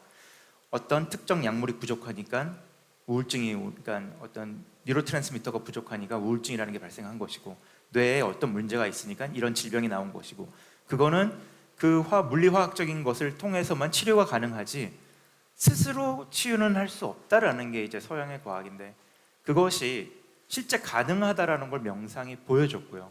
어떤 우울증이 있으신 분들이 스스로 명상을 통해 가지고 자기의 어떤 뉴로트랜스미터의 밸런스를 이루면서 그것을 이제 극복하는 모습을 보여주는 것 자체가 굉장히 큰 발레가 되기 때문에, 명상이라는 것 자체가 추후에는 지금에 있는 우울증 시장 자체를 치료할 수 있는 그런 디지털 치료제가 될 가능성이 굉장히 크고요. 지금 아까 그 주식회사 하이에서 말씀드린 것처럼 그런 가능성이 상당히 많이 보이는 상황입니다. 그렇기 때문에 명상이라는 부분은 우리가 좀 더 이게 굉장히 그 과학적인 부분을 더 많이 찾아가지고 좀 더 정교화하고 고도화시키게 되면은 어떻게 보면 굉장히 큰 자본주의 시장에서 어떤 마켓을 어드레스할 수 있지 않을까 생각을 합니다. 네, 두 분의 말씀에서 충분히 이게 단순히 개인의 건강을 챙기는 것은 좀 이미 넘어선 시대에 저희가 와 있는 것 같습니다. 지금 현장에 여기 계시면서 여기 계신 분들께서 혹시 질문이 있으시면 질문 해주시면 답변을 드리도록 하겠습니다. 혹시 질문 있으신 분 계신가요? 네. 오늘 나온 질문의 핵심은 그거 같습니다. 그동안 정신 영역의 그 숭고한 가치를 발전시켜 오는데 소중한 영향력을 미쳐왔던 명상이라는 영역마저 자본주의의 이 자본의 이 통섭되는 과정으로 되면 어떡하나 라는 이런 우려가 가장 크신 거 아닐까, 그런 생각이 들고요. 그렇게 된다면 우리가 이런 명상을 산업화한다면 그 궁극의 목적은 인류 전체의 어떤 영적 각성이라는 커다란 대전제를 두고 거기로 가는 데 있어서 지금 이 시대를 지배하고 있는 이 자본주의를 타고 가는 하나의 수단으로서의 이 명상 산업이 돼야 되지 않을까, 그런 생각을 해봅니다. 그렇게 되기 위해서는 이 정신 영역과 물질 영역을 통섭하는 새로운 사상이나 어떤 그 과학적 알고리즘이 먼저 제시가 돼야 되는 거 아닐까. 새로운 패러다임 영역이 제시돼야 되는 게 아닐까, 그런 생각이 들고요. 그 메타버스 영역에 있어서 이것을 이제 빛과 소리로 표현을 할 경우에 그러한 정신 영역이, 예를 들어서 우리 스님들께서 보셨던 명상 과정에서 체험하셨던 영역이나 빛과 소리가 그러한 메타버스 명상 스쿨에 반영이 될 수 있다면 아마 좋은 좀 더 일반 대중이 명상을 이해하는데 또 산업화하는데 좋은 그 결절점이 찾아지지 않을까, 그런 생각이 들었습니다. 그래서 이제 하이 대표님께 그걸 여쭤보고 싶은 거죠. 어떤 서제스천이 있을 때 찾아뵌다면 그 오픈이 돼 있는지, 그게 좀 궁금합니다. 일단 뭐 그 말씀 주신 것처럼 저희는 일단 뭐 조그만 중소기업이기는 하지만 어떤 좋은 어떤 제안이 있다라고 한다 그러면 저희는 당연히 그 뭐 협업할 수 있는 그런 환경이 되고요. 그리고 이제 말씀 주셨던 것처럼 단순히 이제 하고 있는 명상을 온라인에다 똑같이 구현한다라고 하는 거는 저희는 그거는 이제 바람직한 방향이 아니라고 생각을 하고 있습니다. 온라인이 가지고 있는 장점도 활용을 하고, 그리고 현재 지금 시행하고 있는 그 명상법을 어떻게 이제 온라인으로 했을 경우에 실제로 비대면으로 진행하는 것만큼의 효과성을 가질지에 대해서 그거를 이제 저희 그 대표님이나 그리고 또 중요한 것 중에 하나는 혼자서는 되게 어렵습니다. 메타버스를 지금 저희가 현재 구현을 같이 이제 연구를 하고 있는 것도 한 대여섯 개 기관이 같이 모여서 그리고 이제 기술적인 부분, 그리고 실제 이제 명상은 이제 아까 말씀 주셨던 것처럼 미산 스님 같은 경우가 도대체 이거를 온라인으로 했을 경우에 그리고 메타버스로 이제 했을 경우에 어떻게 하면 동일한 효과를 줄 수 있을지에 대해서 정말 많이 이제 다각도로 고민을 하고 있습니다. 그런 의미에서 어떤 좋은 아이디어를 가지고 계시거나 아니면 뭐 기술을 가지고 계시거나 그런 부분에 있어서 저희 하이는 충분히 협업할 수 있는 그런 어떤 기회도 제공하는 게 아니라 저희가 오히려 더 환영한다라고 말씀드리고 싶습니다. 네, 지금 질문 안에는 질문도 있지만 이런 과학화나 산업화를 우리가 무분별하게 했을 때 우리가 또 당면할 수밖에 없는 그런 한계나 문제점들을 어떻게 보완할 것인가에 대한 질문인 것 같습니다. 지금 대표님 말씀으로는 그것을 좀 최소한으로 줄이려고 하는 많은 전문가들과의 협업을 통해서 지금 하고는 있지만 그것들에 대해서 앞으로 더 많이 논의되어야 할 것 같고요. 저도 그것과 관련해서 간단한 질문을 하나 더 드리면, 개인적으로 이제 저는 사실은 상담을 전공하기도 하고 또 명상을 안내하고 있는 입장인데, 실제로 이런 이제 명상의 방법을 디지털로 하거나 책을 통해서 배웠을 때 개인이 이제 혼자서 하는, 그래서 저한테 가끔 그런 질문을 합니다. 책으로 배웠는데 이거 잘못한 것 같습니다. 이런 이제 실제로 혼자서 했다가 이게 아니구나라는 것을 나중에 알고 그것들을 이제 문제 제기를 하는 경우가 있거든요. 그래서 지금 마음정원 프로그램과 같은 디지털 프로그램 안에는 그런 개인이 했을 때 좀 왜곡되게 받아들일 수 있는 부분에 대한 거나, 아니면 또 실제로 명상이 단순히 기술이 아니라 어떤 그 명상이 가지고 있는 궁극적인 원리와 지혜들이 있는데 이 부분들을 어떻게 좀 녹여내려고 하는 그런 보완을 하시는지 안전장치가 있으신지 그게 좀 궁금하기도 합니다. 좋은 질문 감사합니다. 저희 그 마음정원이라고 하는 아까 이제 보셨던 그 프로그램이 기본적으로 프로그램에서 이제 제시하고 있는 그 가이드라인대로 따라가면 그러니까 평균적인 어떤 수준, 그러니까 이제 아까 말씀하셨던 왜곡이나 그리고 뭐 어떤 곡해하는 요소들을 최소화할 수 있도록 이제 설계는 되어는 있습니다. 근데 이제 이게 그 혼자서 이제 사용하시는 프로그램이다 보니까 편의적으로 이제 하시는 요소들이 많이 있습니다. 예를 들어서 저희 아까 보셨는지 모르겠지만 저희가 처음에 할 때 근육 이완이나 이제 심신 안정을 위해서 호흡법을 되게 이제 중요하게 생각을 하고 있습니다. 그리고 그 호흡법도 정말 정성스럽게 만들었는데 3분이라고 하는 게 최소 시간이라고 저희는 이제 말씀을 드리지만 이제 저희가 이제 사용자 테스트를 많이 해보면 너무 길다고 말씀을 하시는 거예요.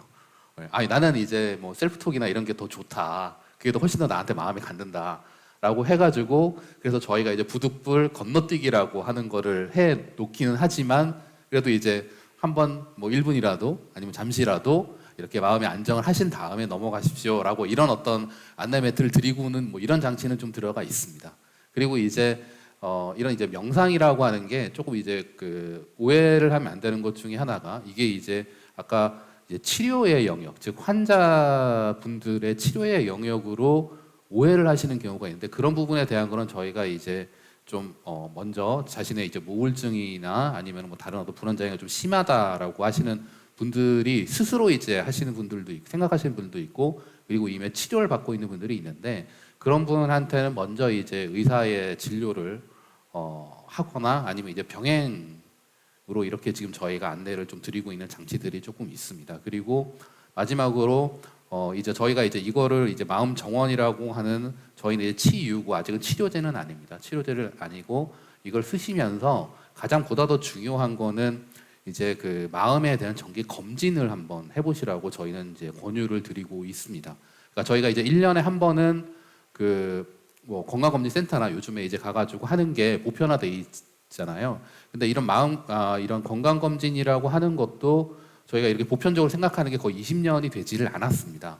일반 기업들도 다 지금 이제 기본적으로 제공을 하고 있지만 한 정기적으로 우리 몸을 검진하는 것처럼 우리 마음에 대해서 검진을 해보고 그리고 내가 지금 하고 있는 저희 마음 정원을 포함해서 이런 프로그램들을 활용하고 있는 것들이 나한테 정말 도움이 되고 있는지를 이렇게 활용을 하고 점검을 해보면서 그리고 이게 조금 어느 정도 만약에 나한테 도움이 별로 안 되고 있다라고 하면 내 상황에 대해서 전문가의 진단 또는 의료진의 진단을 좀 받아가면서 사용을 하는 게 아까 말씀드렸던 것처럼 뭔가 이런 좀 왜곡되거나 잘못된 사용을 하는 걸 방지하는 방법이 아닐까 이렇게 생각을 하고 있습니다. 네. 좀 답변 잘 들었습니다. 네. 아무리 보완을 한다 하더라도 그런 뭐 한계는 있을 수 있겠지만 그것들을 좀 줄이려는 노력을 계속 하고 계시는 것 같습니다. 지금 또 명상의 효과에 관한 뇌와 그다음에 명상과 뇌의 그 효과에 관한 질문들도 있으셨고 그것과 관련한 질문들 하나 공통되게 하나 또 드려보도록 하겠습니다. 명상에 있어서 뇌의 비밀이 지금 밝혀지고 있고 뭐 명상의 효과에 대한 그런 입증이 되고 있는데 이런 과학적 발견들과 더불어서 뉴로 피드백을 포함한 바이오 피드백의 효용성을 이제 그런 작용 기전에 대해서 궁금하다. 사실은 이런 그 피드백 기전은 명상을 도와주는 그런 어떤 역할을 하는 기전으로 지금 그런 기기들이 만들어지고 있거든요. 그래서 명상 시의 뇌파나 맥파의 특성이나 그 다음에 이런 것들이 실제로 이런 작용 기전이 심신에 어떤 영향을 미치는지 그리고 아까 측정 도구 관련 질문을 주셨는데 그거는 배현미 교수님께서 충분히 답변을 하신 것 같고요. 이 피드백에 관련된 거랑 뇌파나 맥파의 특징 이런 것들에 대해서 기전에 대해서 좀 답변을 해주시면 감사하겠습니다. 네, 배현미 교수님께서 네, 일단은 그 바이오 피드백 관련돼 가지고 지금 많이 나와 있는 게 EEG 관련돼 있는 디바이스들인데요. 거기서 이제 측정하는 것이 이제 그 명상이라는 것을 규명하기 위해서 어떤 특정 파의 밸런스가 이제 명상 상태에 이루는 것이다. 뭐 알파파, 세타파의 밸런스다. 뭐 이런 식으로 이제 굉장히 이제 제너럴라이즈를 한 그런 면이 있는데요. 이제 그렇게 해가지고 그것이 명상이라고 규명을 하고 있는데 그게 사실 모든 사람한테 적용하기는 쉽지는 않고요. 그런데 물론 그다음에 그거를 측정하는 방법은 무엇이냐고 하면은 아까 말씀드린 대로 뉴런이라는 것의 동작이 이제 뉴런에서 전기가 나오는 거기 때문에 실제 전극을 머리에다가 대게 되면은 신호가 잡힙니다. 이렇게 신호가 잡히게 되고요. 거기서 이제 특정 주파수를 뽑아내는 거죠. 그것이 우리가 말하는 알파파냐, 어떤 주파수 이게 이제 알파파, 베타파, 이제 뭐 세타파 뭐 이런 걸 찾는 건데요. 그런 특정 주파수의 신호의 크기를 보게 되는 겁니다. 그래서 명상 상태에 이르렀을 때는 어떤 주파수의 크기와 어떤 주파수의 크기가 어느 식으로 비슷해진다. 이런 걸 가지고 명상을 이제 규명하는 것인데요. 하지만 이제 서양에서 말하는, 그러니까 우리가 과학적으로 말할 때 명제를 할 때는 A는 B다라고 하게 되면은 서로 필요 충분 조건이 돼야 돼요. 이렇게 이 방향이 되면 이게 되는 거고, 이거는 명상이면 이거고, 이거면 명상이다. 그랬는데 실험을 다양하게 해보게 되면은 전혀 명상을 하지 않는데 똑같은 알파파, 베타, 세타파의 그 관계가 되는 거를 다른 행위를 통해서도 만들 수 있어요. 그러니까 필요 충분 조건이 성립하지는 않습니다. 그렇기 때문에 아주 일반화하기는 어렵고요. 그렇기 때문에 이제 하지만 뭐 제너럴하게는 뭐 그 명상이라는 게 흡사한 면이 있어서 명상을 하는 초심자들은 어떤 그런 바이오 피드백을 이용해 가지고 뭔가를 할 수 있겠지만, 그걸 명상을 많이 하던 뭐 그런 분들도 그것에 얼마나 혜택을 볼 수 있을지는 모르겠습니다. 그런 식으로 명상을 규명하는 것과 지금 이제 명상의 효과를 찾았던 방법하고는 사실 또 좀 괴리가 있습니다. 그런 EEG를 통해서 명상을 규명하는 것, 그런데 실제 명상의 효과는 과학적으로 어디서 있었느냐를 출발해 보면은 처음에는 명상에 대해서 명상하는 사람들 보면은 굉장히 노화가 안 되는 것처럼 보이고 굉장히 뇌가 건강하니까 거기서부터 가정에서 출발했을 때는 실제 측정했었던 거는 사람의 콜티솔 레벨을 측정해서 이게 스트레스 호르몬이고 이게 노화를 일으키는 호르몬이라고 알려져 있는데, 실제 명상을 하는 사람의 콜티솔 레벨을 측정하니까 그게 낮았다 하니까 명상이 스트레스를 완화해주고 그것이 사람의 노화를 늦춰주고 뇌 건강을 일으키는구나 라는 게 이제 명상을 과학적으로 사람들의 효과를 입증했었던 방향 중에 하나였었고요. 또 하나는 우리의 기억이라는 걸 봤을 때는 우리는 모든 것을 대뇌에서 프로세싱을 하지만 우리가 생존에 필요한 기억은 대뇌에서 기억을 하지 않고 뇌에 있는 안쪽에서 기억을 해요. 뇌 안쪽에 보면은 우리의 생존하고 관련돼 있는 기억 기관인 아믹달라라는 게 있고 히포캠퍼스라는 게 있습니다. 들어보셨죠? 그래가지고 히포캠퍼스라는 거는 이제 어떤 영역이냐면은 사실 인간이 학습을 위해서 되게 중요하다고 말하는데 사실은 길을 찾아오는 데 필요한 게 히포캠퍼스예요. 우리가 동물들이 집을 나갔는데 내가 집을 찾아오지 못하면 죽을 수가 있잖아요. 그러니까 나의 기억의 순서를 만들어 놓을 수가 있어야 되는데 그게 히포캠퍼스고, 그런 다음에 아믹달라라는 기억이 있는데 우리의 기억을 공포, 그러면 분노 이런 것과 연관시키는 거예요. 그러니까 예를 들어서 우리가 사냥을 나가가지고 우리가 먹을 수 있는 거라고 생각을 해갖고 창으로 사자를 찔렀더니만 사자가 핥혀가지고 죽을 뻔했다. 그러면은 다시는 사자를 찔르면 안 되잖아요. 공포의 기억하고 우리의 기억을 결부시켜가지고 아주 강렬한 기억을 만드는 게 아믹달라인데, 그 아믹달라 자체가 우리한테 사실 공감을 하게 만드는 것도 사실 아믹달라에서 일으켜요. 그래서 어떤 상황에서 우리가 분노하게 되고 이게 아믹달라가 우리한테 자극을 주는 건데, 그 fMRI 결과로 이루어진 거는 명상을 많이 하면 아믹달라하고 디태치가 이루어진다. 우리의 기억과 아믹달라가 점점 작아지는 거예요. 실제 발현이 안 되는 거죠. 아믹달라가 굉장히 컴한 상태를 유지하고 있다. 이런 것들이 이제 과학적으로는 명상의 기능이라고 밝혀진 부분이고, 그런 다음에 사실 측정하는 건 사실 이걸 측정한 건 아니죠. EEG를 측정하는 것도 그렇고 fMRI라든가 무슨 제가 만든 F니얼스도 측정하는 거는 사실 이걸 측정한 다음에 효과가 있다가 아니라 굉장히 서브 카테고리에 해당되는 거를 측정을 해가지고 이제 명상을 말하는 거기 때문에 그 효과와 측정은 괴리가 있는 상태이긴 합니다. 그래서 뉴로피드백이 바로바로 뭔가를 주어진다고 그래서 이런 상태로 가는데 얼마나 효과가 있는 방향을 제시할 수 있는가는 아직 아무도 대답할 수 없는 상황이라고 말할 수 있을 것 같습니다.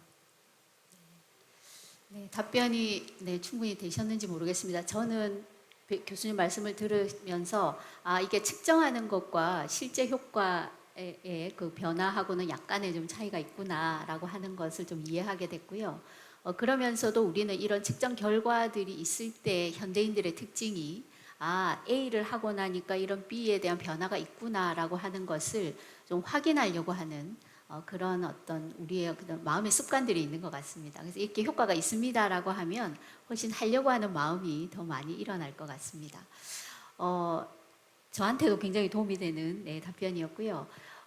그 다음 질문은 이제 그 우리가 지금 마음 챙김이라는 이 마인드풀리스라는 이 그 명상의 카테고리가 서양에서 오히려 동양에 있었지만 서양으로 가서 서양에서 굉장히 좀 꽃을 피우고 지금 오히려 우리가 약간 역수입하는 것처럼 이 마인드풀리스가 굉장히 활성화되면서 사람들한테 명상이 많이 소개가 되고 있는데 실제로 이런 그 사람들한테 개인 누구에게나 도움이 되려고 하면 명상을 좀 어떻게 접근하는 것이 더 좋겠는가라고 하는 질문을 해오셨습니다.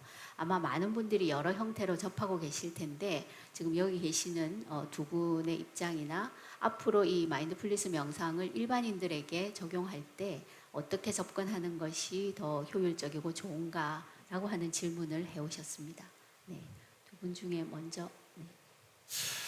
이런 명상이나 이제 마음 챙김이라고 하는 게 진짜 이제 코로나 이후에 사람들한테 정말 더 많은 관심을 가지고 있고, 그리고 사람들이 이제 뭐 병원 진료나 이런 것들에 대한 어떤 대안으로서 지금 많이 좀 생각을 하고 있는 것 같습니다. 그래서 저희한테도 지금 많은 문의가 이제 뭐 많은 문의나 협업이 많이 들어오고 있는데, 제가 이제 판단하기 위해서는 이런 명상이 일반인한테 조금 더 다가가기 위해서는 이게 저는 이제 명상이라고 하는 게 뭔가 이제 치료적인 접근. 그러니까 저희는 아직도 저희가 이제 좀 하다 보면 정신에 대한 치료라고 하는 부분에 대해서 사람들이 약간 거부감을 많이 가지고 있습니다. 그래서 이게 그냥 치료라는 접근보다는 아까 말씀하신 마음 챙김 이런 말이 좀 저는 더 도움이 될 것 같은데, 사람들한테 조금 더 그러니까 이게 어떤 치료라는 것보다는 뭔가 이제 우리의 몸과 심신을 건강하게 이제 제공해 줄 수 있다라고 하는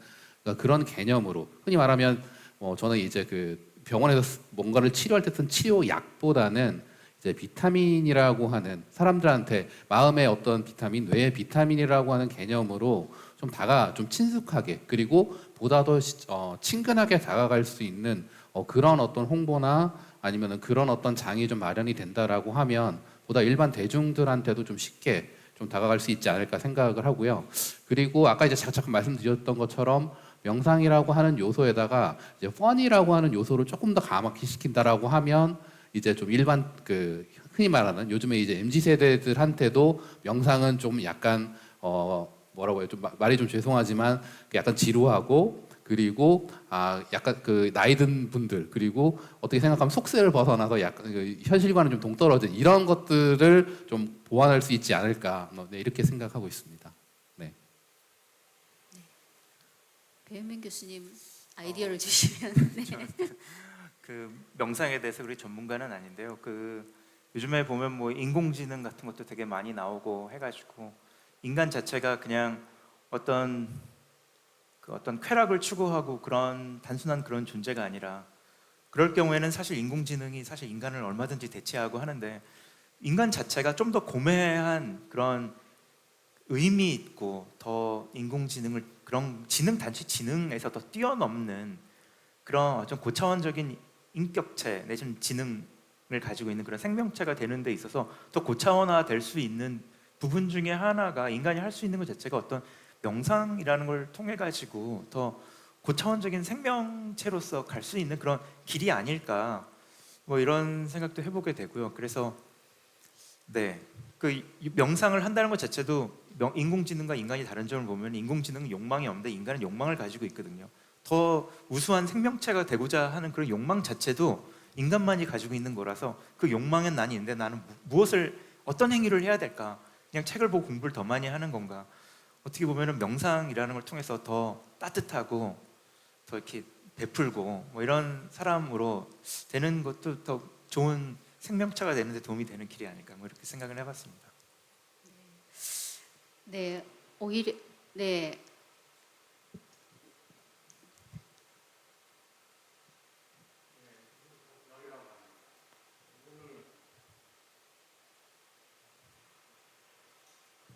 예, 오늘 그 좋은 강의 잘 들었습니다. 예, 근데 그 생명체가 이제 진화를 할수록 두뇌가 발전하지 않습니까? 그리고 이제 두뇌 발전이라고 하는 거는 생각을 통해서 이루어지는 건데, 그리고 현대 문명도 이 생각을 통해서 이루어진 거지 않습니까? 근데 이제 요는 그 생각이 너무 과잉하다 보니까 이제 여러 가지 이제 병리 현상이 나타나고, 그러다 보니까 이제 이런 명상이라는 게 또 이제 대두가 된 것 같은데, 사실 명상은 생각이나 감정을 되도록 이 줄임으로써 마음의 고요와 평안, 이걸 얻고자 하는 것이다, 이렇게 생각할 수 있겠는데요. 그런데 그 말씀드리고 싶은 거는 생각의 과잉도 문제지만 그 명상의 과잉도 문제다. 그 예를 들어 아니 저기 선방에 가서 수십 년 앉아 있는 게 과연 그게 바람직한가? 사실 그것도 그렇거든요. 그래서 균형된 시각으로 생각과 명상의 조화, 이게 보다 균형된 생각이 아닌가. 예, 그거를 감히 말씀드립니다. 이상입니다. 네, 감사합니다. 아마 많은 분들이 좀 공감하실 것 같습니다. 그 생각을 우리가 안 할 수도 없고, 우리가 살아가면서 저도 명상 안내를 하면서 가장 많이 받는 질문이 아무 생각하지 말아야 됩니까? 생각 안 해야 됩니까? 라는 질문도 합니다.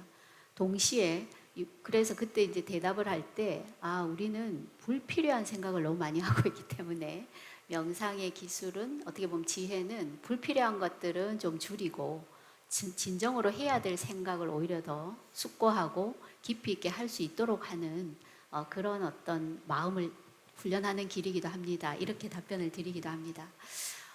오늘 아마 지금 이제 제한된 시간이 조금 지난 것 같은데요. 저희가 오늘 이 강연을 듣고 저도 이제 질문에 대한 답을 들으면서 어떻게 보면 사실은 이 과학이 우리의 이런 그 정신세계나 영적인 삶을, 이런 지혜들을 더 많은 분에게 나누고, 그리고 더 효율적으로 나눌 수 있는 굉장히 좋은 기술임에는 틀림없는 것 같습니다. 그런데 저는 이게 좀 환영이 되면서도, 아마 여기 계시는 분들도 공감하시겠지만, 이게 단순히 명상이 기술이나 이런 디지털 기계의 어떤 힘을 빌어서만 전달할 수 있거나, 아니면은 그래서 사람의 어떤 그 마음의 지혜를 더 개발하는 데는 제가 한계가 있다는 걸 너무 잘 알고 있습니다. 그래서 오히려 지금 이런 것들은 적극적으로 활용은 하되, 실제로 이 본질을 좀 흐리지 않게 하는 노력이 오히려 지금이 더 필요한 게 아닌가 하는 생각이 들고요. 아까 배현임 교수님께서도 여러 그 이제 과학적 기기를 통해서 우리가 계속 측정을 해보지만, 사람마다 각각이 다 하는 기전이 다 다르고 결과는 같더라도 과정도 다르고 반응도 너무나 다르다는 것을 오히려 과학이 이걸 좀 증명해 주는 것 같습니다. 그래서 이걸 획일적으로 뭔가를 한다는 것에 대한 오히려 좀 경종을 울려주시는 것 같고요. 오히려 기계를 충분히 활용은 하고, 디지털 기기를 활용을 하고, 그다음에 이런 현대 문명을 잘 활용은 하되, 언제보다 더 우리가 또 깨어서 이 본질적인 실제로 이 명상이 가지고 있는 정신적 가치와 지혜들을 같이 논하면 오히려 삶을 훨씬 더 풍요롭게 하는 데에 더 도움이 되지 않을까 하는 생각이 듭니다. 실제로 제가 이제 현장에서 제가 한 10년간 일반인들을 대상으로 이제 마음 챙김에 기반한 명상을 안내를 해보면, 처음에는 사람들한테 이제 종교적이지 않는 접근을 하기 위해서 뭐 지혜나 이런 얘기는 아예 언급도 안 합니다. 그저 당신의 마음을 편안하게 하고, 그다음에 스트레스를 줄이고, 그리고 우리의 어떤 노화를 좀 방지하게 할 수 있는 과학적 근거를 제시를 하면서 일단 하자고 해요. 그러면 일단 나한테 도움이 되는 것으로 시작을 하셨다가 좀 짧은 시간이지만 이걸 하면서 굉장히 깊은 자신의 어떤 내적 세계와 접촉하게 되고, 기본적인 문제를 해결하고 나면 이제 이 다음에 뭐가 있어요? 이게 명상의 궁극적인 목적이에요? 이런 질문을 합니다. 근데 이게 오랜 시간의 명상을 해서가 아니라 한 2박 3일 정도, 3박 4일 정도 명상을 하고 나서도 이런 근원적인 질문을 합니다. 그래서 저는 이런 우리의 이런 많은 노력들이 이것과 함께 오히려 더 지금 여기에 계시는 분들의 그런 깊이 있는 명상의 경험이나 그런 지혜들을 체득하신 분들이 오히려 더 활발하게 활동하고 이런 그 디지털 기기와 함께 하는데 더 적극적으로 참여하고 그래서 정말 이것이 본질에서 벗어나지 않는 명상이 과학이 될 수 있도록 하는 노력이 오히려 지금 더 필요한 시대가 아닌가 하는 생각이 듭니다. 그래서 저는 이런 그 과학적으로 증명해주고 이런 디지털의 방법은 정말 우리가 환영해야 될 부분이기는 하지만 우리가 간과하지 말아야 될 부분들에 대해서 오히려 더 숙고해야 되는 그런 자리가 아닌가. 그래서 오히려 과학적 결과가 그것을 더 말씀해 주시는 것 같습니다. 일관된 건 없다. 그래서 아마 이런 개발을 하실 때도 마찬가지고 실제로 다른 사람한테 전할 때도 마찬가지고 그런 기본적인 지혜와 명상에 대한 깊이 있는 이해를 가지신 분들이 현장에서 더 적극적으로 나눠주시고 또 이런 개발 사업에도 또 개발하는데도 적극적으로 활용하시면 개인의 성장뿐만이 아니라 사회를 좀 이롭게 하고 지구를 보호하고 그리고 그런 그 요즘에 왜 경영에서도 ESG가 경영이라고 하거든요. 환경과 그다음에 사회적인 어떤 공동체의 이익과 이런 것들을 간과하지 않는 경영을 이제 구사하는데도 명상의 지혜가 적극적으로 활용될 수 있기를 바랍니다. 그래서 활용하는 사람도 좋고 그다음에 실제로 이거를 산업으로 또는 이것으로 인해서 이제 어떤 여러 가지 많은 이익을 얻을 수 있는 것에도 활용이 될 수 있기를 바랍니다. 더 질문이 더 하실 말씀 혹시 두 분 마지막으로 있으시면 네, 해주시고 네, 마무리할까 합니다. 뭐 이런 그 좋은 자리를 좀 마련해 줘서 그 감사드리고요. 뭐 이런 기회를 통해서 이제 명상이 조금 더 이제 산업화되고 그리고 다른 사람들한테 보다 더 이제 친근하게 다가갈 수 있는 기회가 될 수 있도록 네, 저희 그 회사도 많이 노력하겠고 그리고 앞으로 뭐 이런 비슷한 자리가 있으면 언제든지 빌려주시면 이번에 오늘 뭐 대표님이 못 오셨기 때문에 다음번에는 꼭 참석하실 수 있도록 네, 제가 꼭 말씀드리겠습니다. 네, 감사합니다. 네.